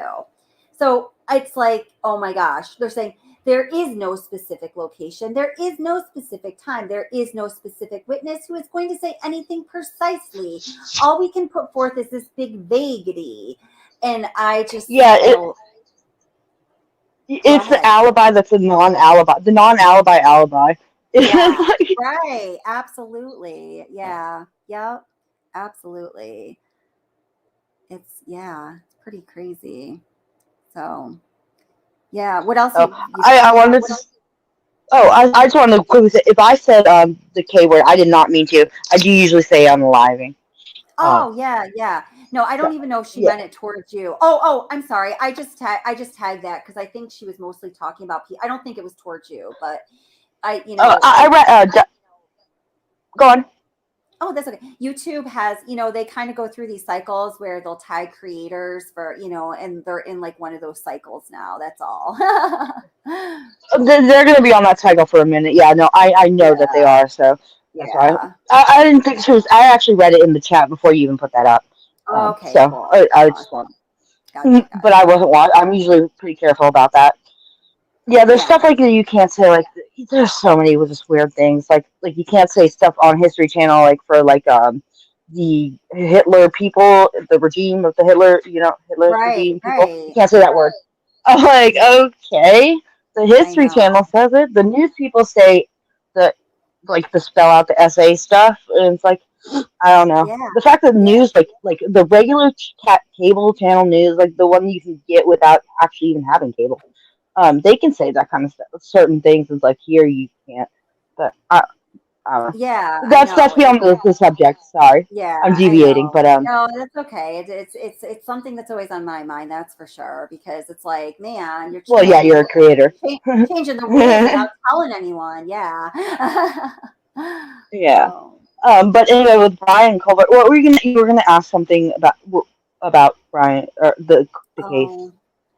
I think you're going to ask if there's any other. Yeah, what else are you thinking about? Yeah. Give me a second. You can go. Keep on going. I'm going to think about it because there is stuff, but. Cool. Okay. Yeah. Cool.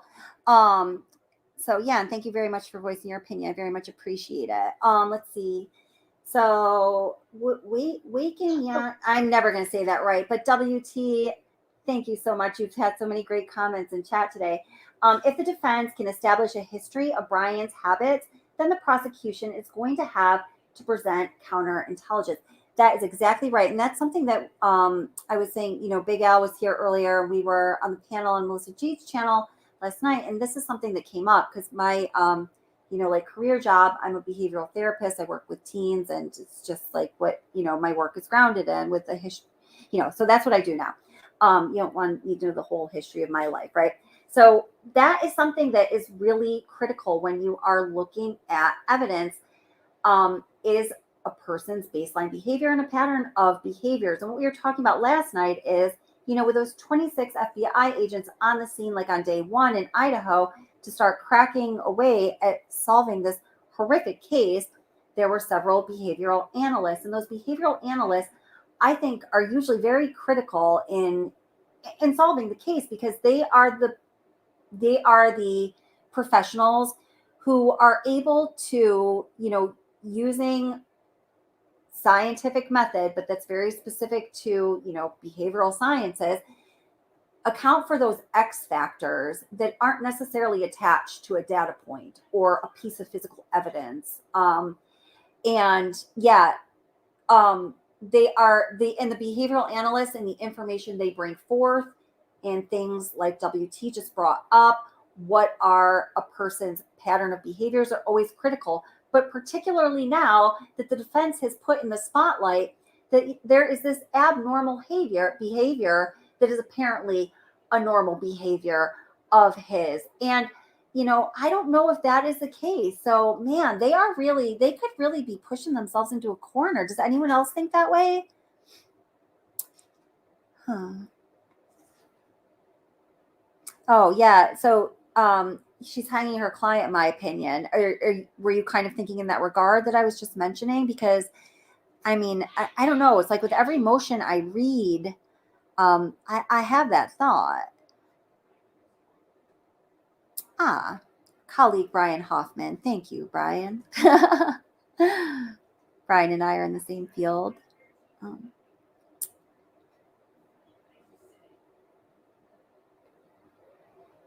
Hi, Bushcraft family. How are you? I think I got an email from you earlier. Nice to see you. Thanks for being here. I'm sure you've covered this on previous streams, but I've always the fact that like the time that all of this happened, it just for me, you have to be some type of ninja to do it. In my opinion, obviously. Yeah, I know a lot of people do say that. And so, and I mean, for me, I'm just kind of hearing the perspectives because I don't know, I have the type of brain where I can't even start to wrap my brain around what it would take to do what was done and what kind of time it would take, what kind of energy exertion would that take, what kind of physical strength would that take, considering you have the weapon that you have, what all these variables, like I can't even really form an opinion on that. And I just think it's like the way that I think. But, people will say counter to that point, which is a very good point you bring up. Well, this person has done it over history, or this person, Jeannie Ramsey, don't you know some of those? Haven't you mentioned some of those people that have notoriously done that much damage in that little time? But I mean, it is certainly a point to consider. Absolutely. If they do that much damage, you're usually, because, okay, if you could correct me if I'm wrong, but he wasn't pinpointed until like 4 or 5 or maybe even 6 days after the fact. If someone's doing that much damage, they're usually caught really fast, and it's not through gene. So it's going to be whenever the DNA stuff came back. Yeah. But yeah, they're usually caught pretty fast. Like the whole like Ted Bundy, when he did a bunch of damage in Florida, he was caught that day. Right. And somebody that stealthy, I would think that they would have a bunch of like dry rehearsals. Like I think of the Men in Black, like when he's like learning how to unalive aliens. He has like the whole like thing, and it takes longer than 5 or 6 minutes. Yeah, well, I mean, that is a really good point. And then I just want to read a comment that was left here, and I have a thought on that too. Bell Moon says, not necessarily a ninja, it's an obsession. And, so that is also something that and then, let's see who says, Rowing Now, Humble Bragger says, yep, ask a psycho.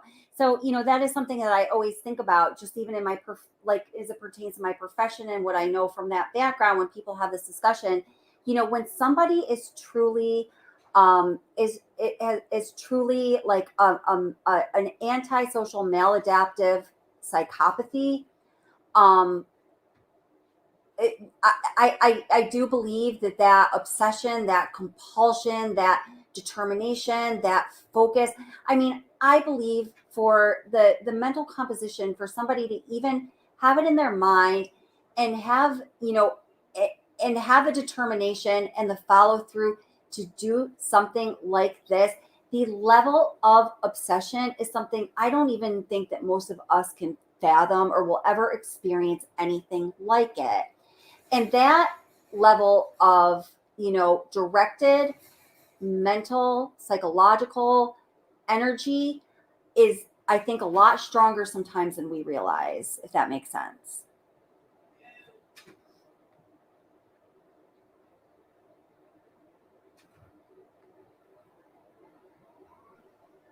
It definitely does. I just actually put a comment on chat about adrenaline also being a factor, because I do know that kind of speed.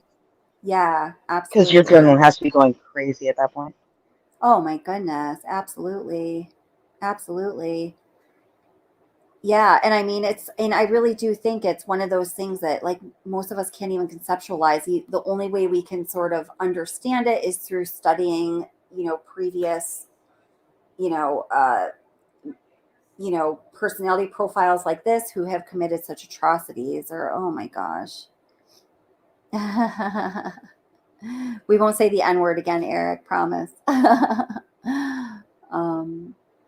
Yeah, that's right. Oh gosh, that's such a fun fact. Not a fun fact, but I always forget it until I remember it. Then it's like, wow.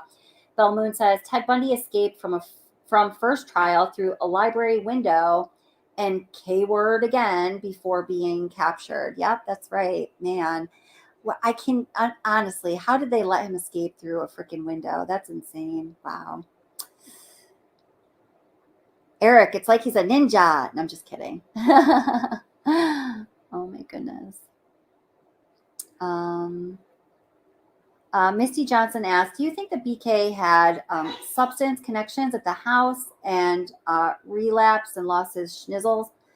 I don't think that. I don't think that there's any direct connection of that sort personally. I know that some people do believe that, but yeah.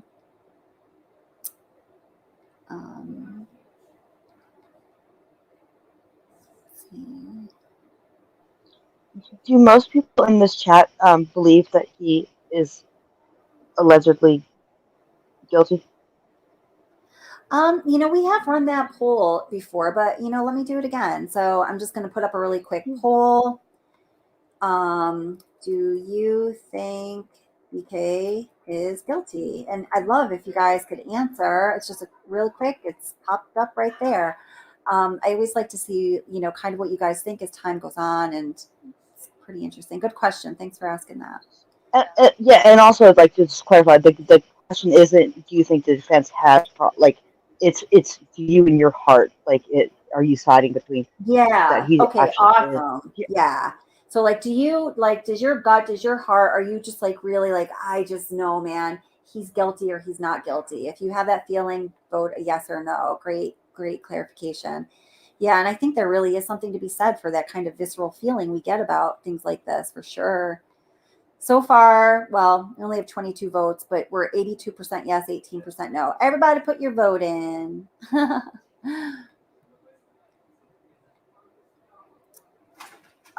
The poll's probably up on my YouTube, but I don't go on it when I'm on the live on my phones. Okay. Well, what do you think? What do you think? I'll put your vote in. It's definitely I do think he is. Yeah. At least somewhat. Yeah. Yeah. I mean, and that's where I always go to, and I really do. I do believe. I certainly always try to remain, and I do believe that I am open to where the evidence points in the direction of, but so far and I don't know, the forensic data I think is going to turn out to be a really, really big deal. Complementing the DNA, and regardless of what people want to say about what kind of DNA, I don't know. I think it's beyond a reasonable doubt. That's how I'm feeling at this point. The octillion kind of speaks for itself, but regardless how you got it. Yes, absolutely. And I said that's more than the number of human beings that have ever lived, and somebody else said that's more than the number of grains of sand. I mean, it's an absurd number. Yeah. And then also, actually, my boyfriend, who doesn't follow true crime like that, had actually heard about this when it was first going on, and he said he could imagine. Apparently, when he was one of the first times he was questioned, they said that he was being arrested for that, and he was like, me and who else? He asked who else, or was anyone else arrested, is what he said. Right. And my boyfriend said, if I was a detective, I would be like, oh, what? Because usually, you're like, no, I didn't do anything, or you get angry, but you don't go, who else was arrested, Yeah. He made me laugh on it, because he said it in a different phrasing, but I can't say on YouTube, but it was like, what the F you mean? Yeah. Who else was arrested? And I always wonder, I think it's a little hard. Do you think he rehearsed that line, like he was planning on saying that if he were to have gotten arrested? Absolutely not. No. No. Huh. No, I don't think so. Yeah. I would have think his time is on the. I don't think he planned it on anyone who committed this did not plan on being apprehended or is still unapprehended, I guess. But yeah, no, I don't think he's ever planned to be caught Yeah. if he Yeah. allegedly did it. Yeah. Yeah. No, that sounds legit. Agape Love says, I'm interested in their phone data. Yeah, I think what's, going to even come about with the phone data is, it's going to be, I think it's going to be freaking wild. I really do. Yeah. And I don't think it's even going to necessarily be BK's phone data. I think it's going to be wild. I think things that, we're not certain of, or we kind of brush over, or we sort of theorize about. I personally believe when the trial pans out and the facts are put on the table and litigated, I think our minds are going to be absolutely effing blown. I really do. Are they going to figure out this whole genealogy thing before the trial? Because that's going to add a whole couple of days. They're not doing it till the trial. Well, the expert that the document just dropped about is, I think it's something that's going to be litigated. I think it's going to be an issue at hand. I don't think it's ever, in my opinion, when you think this out, I don't think it's ever going to, kind of what you started out saying, though, I don't think it's ever going to amount to much, because it's like, at the end of the day, we can be, splitting hairs over this genetic genealogy. It's not splitting hairs. It's a big deal. I mean, I believe if it is a Department of Justice, unless it's against, it can't be against the Department of Justice. A man's life is at stake after 4 lives were taken. This is a big effing deal. You would have to know when you are taking steps to hone in on the DNA that is going to connect you to the person who committed these atrocities and whose life is going to be on trial. You better be taking careful notes at the very least. So it is a big deal. But the fact that they do have the buccal swab and this, the more traditional scientific method of, matching the DNA, in a way it is a non-issue. It's a big issue and it's a non-issue all at the same time. I guess I'm just hoping that they resolve this before October, before the court date. I feel like they should, because if they're trying to commit, be some aspect of it be restricted from evidence, you wouldn't do that during court. I just don't want to act. There's going to be so many layers coming out. The state has already said that the state has said that they did not present the genetic genealogy information to the grand jury that was convened, and they're not going to present the genetic genealogy evidence or information at the trial because they don't need to, because they have that buccal swab and the traditional test that yielded that insane statistical, the 5.37 octillion. So the state is kind of like, it seems like I don't know if they screwed up or if there's some reason they don't want that information out there, if they truly think it's moot. But they're like, no, we don't need that anymore. Everyone's looking the other way. And the defense really wants to hone in on it, because I think the defense has perceived that it is likely that there was some misstep in that process, because it is a very new science and the regulations are still very new. And I just think that I think the defense identified that as a point of vulnerability.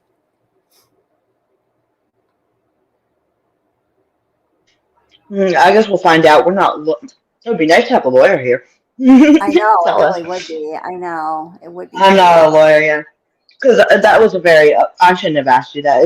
You can't even give an opinion. I can't give an opinion on it. I just don't know. Maybe I'll ask my mom or something. I don't know.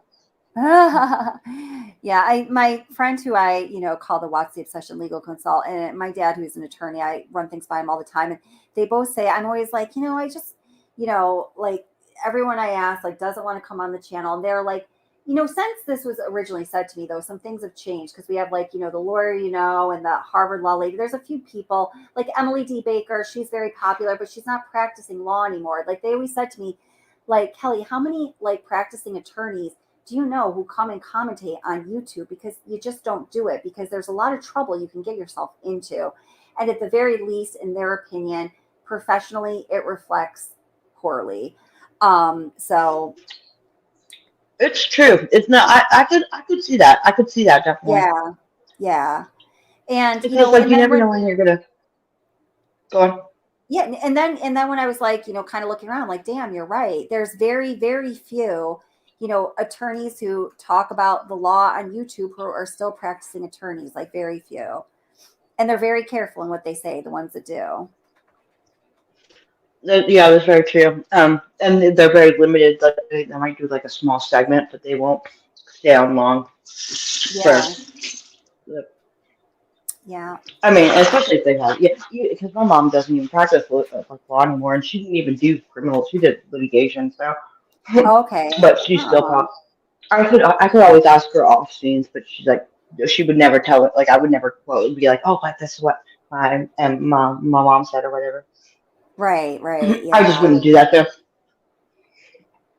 Yeah. I mean, But they yeah, just have a certain standard and, keep it, if you're still practicing, keeping that licensure under the bar association or whatever it is, it's a big deal. You don't want to be taking any missteps. So yeah. yeah.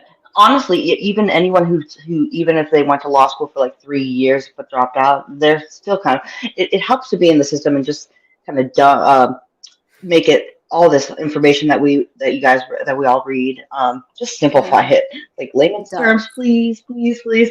Yes, Especially with the. All right, yeah. go I don't on. know if you Sorry. know this about me. I went through half of law school on a full scholarship, and then I dropped out, thinking like I had this like idealistic perspective. And for a long time, I was good at. You know what I did after that? I opened a yoga business. It was like totally like not law whatsoever. That's just like where I was at, like in like what was up for me at that point in my life. But like as I got a little like once I became a parent, I've been kicking myself in the butt for not just sucking it up and getting that degree, even if, but yeah. That's funny. My sister just finished law school and now she does something with fly fishing and marketing. I'm Oh, like, really? That's okay. really interesting. She doesn't like law. Yeah. She decided she didn't like law. She graduated from Georgetown. Like, no, I don't want to do it. I was Wow. like, That's a okay. great law school too. That's amazing. Yeah. Yeah. That's awesome. Anyway, I'm gonna say goodbye. Thank you for letting me up here. Yeah. Have a Thank you great so much for night. coming up. I It was loved hearing your perspective. Come up anytime. I really appreciate you. Thank you. all right. Bye. Bye, guys. Bye, Take chat. care. Bye, everyone. Bye. Bye. Aw, that was great. Thank you so much for coming up. Let's see. Huh. Let's see. WT says 90% of the time I can definitively say if a person is guilty of a crime, but this last year I've seen at least 3 cases where it hasn't been so clear cut. Do you mind saying what those cases are? I'm just interested. Thank you. Hey there, how you doing? Nice to see ya.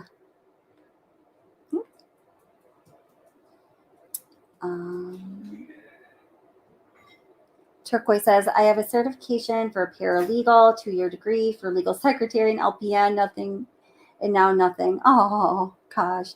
This is so crazy how you have those different pursuits and, collect those documents and affirmations in life. And then, let's see.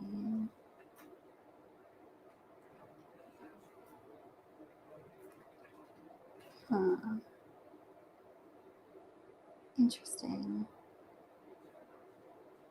Okay, WT did answer. Thank you for sharing that. I appreciate it. Kylie Rodney, yeah. Trinity Backus, yeah. Yeah, wow. Really good call. Really good call. Huh. It's very interesting.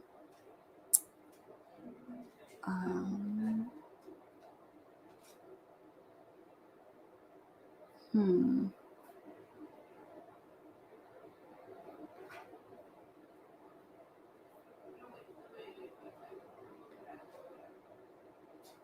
Yep, and there are some definitely others as well. Yeah.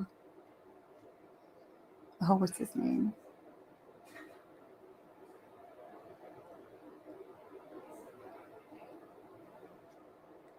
Oh, all the way from Taiwan. Hello, sweetie. Thank you so much for popping in and showing your support. Whoops, I meant to pin your comment there. Hello. So happy you're here. I appreciate you.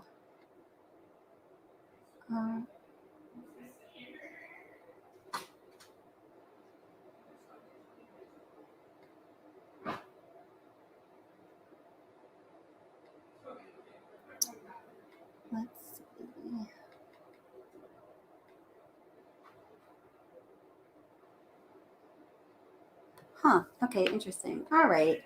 So, oh, let me see what you guys said for the poll there. So, to the question, do you think BK is guilty? We are at 68% yes, 32% no. If you want to get your vote in, go ahead and get that vote in because I really would love to know what you guys think.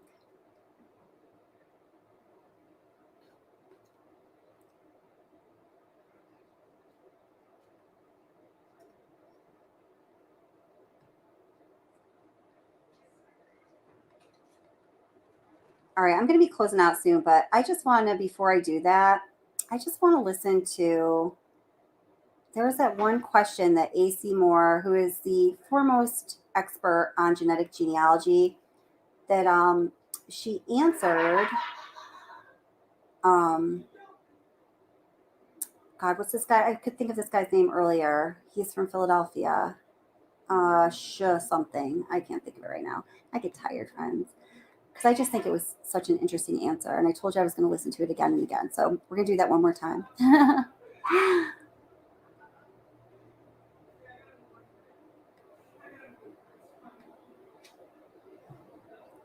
Oh, I just want to catch something in chat. Hey, Richie7G, how are you doing? Oh, Richie7G says, it's my understanding that per the DOJ rules, FBI cannot store the FBI information or the information. Oh, gosh. Jeannie Ramsey, maybe that's something we'll research. I want to know more about that. I haven't been able to. Somebody told me to read the legal disclosures for 23andMe, which I did, but I didn't get too far into comparing with anything else. But I think that that's a really interesting question. I think it could be an important question.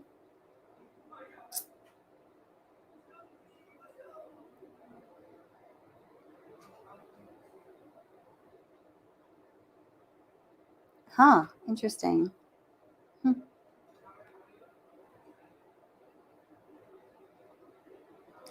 Okay, yeah, that is a different question because the first question we were asking, do you think he's guilty? She kind of like said, to clarify it. What I kind of mean is like in your gut, in your heart of hearts, do you feel he's guilty?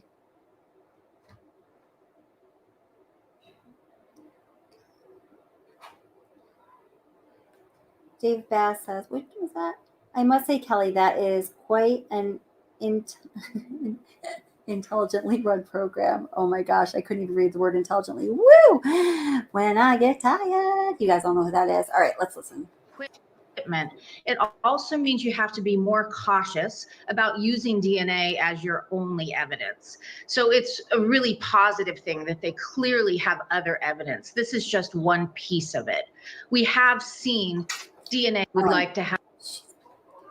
I love it. I just love hearing from her because I just think genetic genealogy is very mysterious to all of us. It's a new science. What does this mean? Single source of male DNA, which I'm reading from the affidavit. It means there were no other DNA detected on that, meaning sometimes you can have a mixture. You can have multiple people's DNA. You want to have single source DNA if at all possible, because that really just ties that one person to that item. Now, it was likely that this was touch DNA. Certainly it's possible there was blood. They didn't tell us what type of DNA, but most likely it was touch DNA. And that would typically be just a few skin cells. This might have been a very small amount of DNA, but because of today's technological advances, we can detect even the tiniest bit of DNA. How reliable is touch DNA if it is skin cells in comparison to, say, blood? It's a great question. It is more transferable. So of course you would like to have blood, you would like to have semen or saliva, and they might. They haven't shown all their cards. We don't know all that they have. But touch DNA, now that we can use it because of the sensitivity of our equipment, it also means you have to be more cautious about using DNA as your only evidence. So it's a really positive thing that they clearly have other evidence. This is just one piece of it. We have seen DNA, touch DNA transfer in other cases. Of course, it's fairly rare, but it is something that you have to be aware of and make sure that there are other aspects of the case also pointing at the same person. Cece, good news, I guess. It's hard.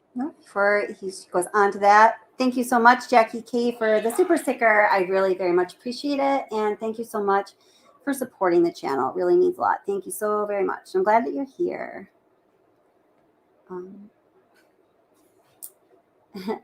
WT, I'm curious about the video of a video as stated in the PCA. Do you think that was a typo? Are you asking a serious question? Every time I read over that, I just kind of shake my head. But yeah, what do you think?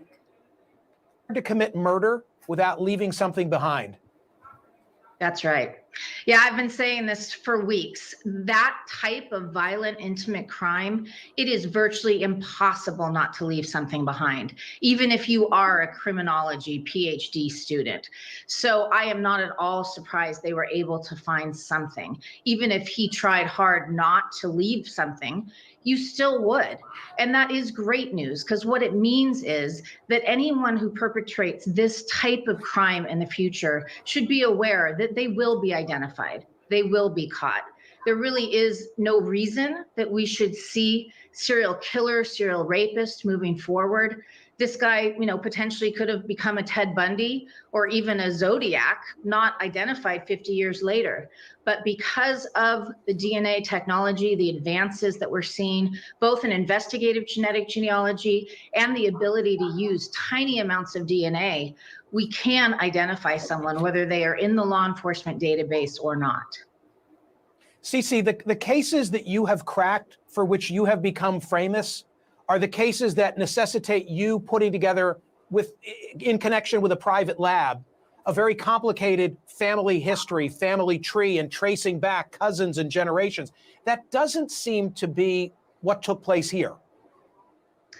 Well, I don't think we can reach that conclusion yet. Investigative genetic genealogy is simply a tip. It's a lead generator. It should never be used as evidence against a suspect. And so it is proper that it would have been left out of the affidavit, in my opinion, because it should not form the basis of an arrest warrant. And so even though they didn't put it in there, I don't think we can rule it out.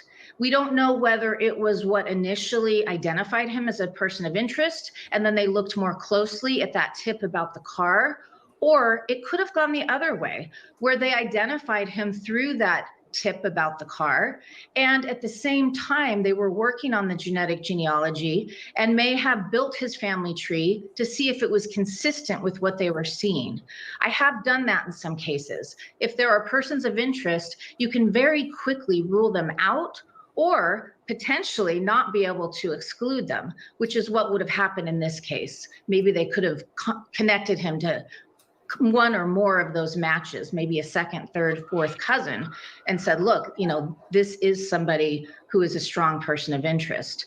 So I think there's still a lot for us to learn on what happened here. I do think it is highly likely that an advanced private outside lab was used, at least somehow in this case. You know, we've all been hearing whispers of this. There's been lots of leaks that investigative genetic genealogy was used. So I do think that they were at least trying to, or in the process of doing so. And you make a great point. They of course don't have to put in this affidavit of probable cause. They, the prosecutors, all that they have. Cece Moore, that was tremendous. I thank you as always. Huh, interesting. Do you understand these rights? Yes. Guys, all right, so I am going to get wrapping it up, but hey, I'm going to put the link for the video that I posted earlier in chat there. Definitely go check it out. It's talking about the alibi as far as, you know, him driving around and the other data points that we are aware of, and kind of comparing them, and also showing you where it was that he was driving around on that drive from Moscow back to Pullman, and then he revisited it the next day when his phone turned off for 3 hours. I think it's really super interesting. So please go check that out. There is the link. And if you want to talk about it, we can talk about it another time. And this weekend, it's going to either be Friday night or Saturday night. I'm thinking it's going to be Friday night, guys. there's going to be a dun dun dun Watts live stream. Echo, echo, echo. The 5-year anniversary of the terrible events that happened in Frederick, Colorado in August of 2018 is just coming up in a few days. And I have a couple, full-length videos coming out about that. I'm just still in the final editing stages. A lot of people have asked for a Watts live stream, and so it's either going to be Friday or Saturday. But listen, do not give my moderators a hard time.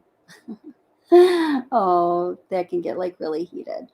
So no, you guys are awesome. I really very much appreciate you. So I hope that you can, Watts live. No, you're so welcome. Thank you guys for being here.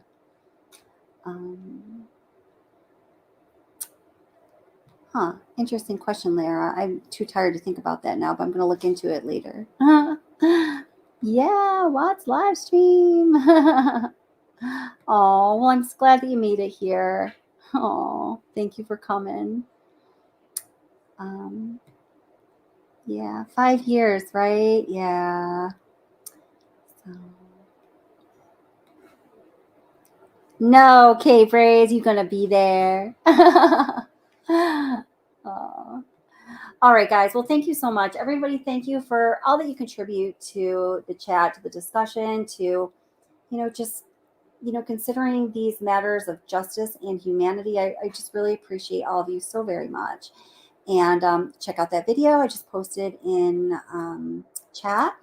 And I hope to see you for the Watts live stream. I think it's going to be Friday night. And I have something big on the Long Island serial killer. I've just got stuff in the works, but I've got too much stuff going on. We're going to work through it, though, because it's what we do here. And I love spending time with you guys. Thank you for being here.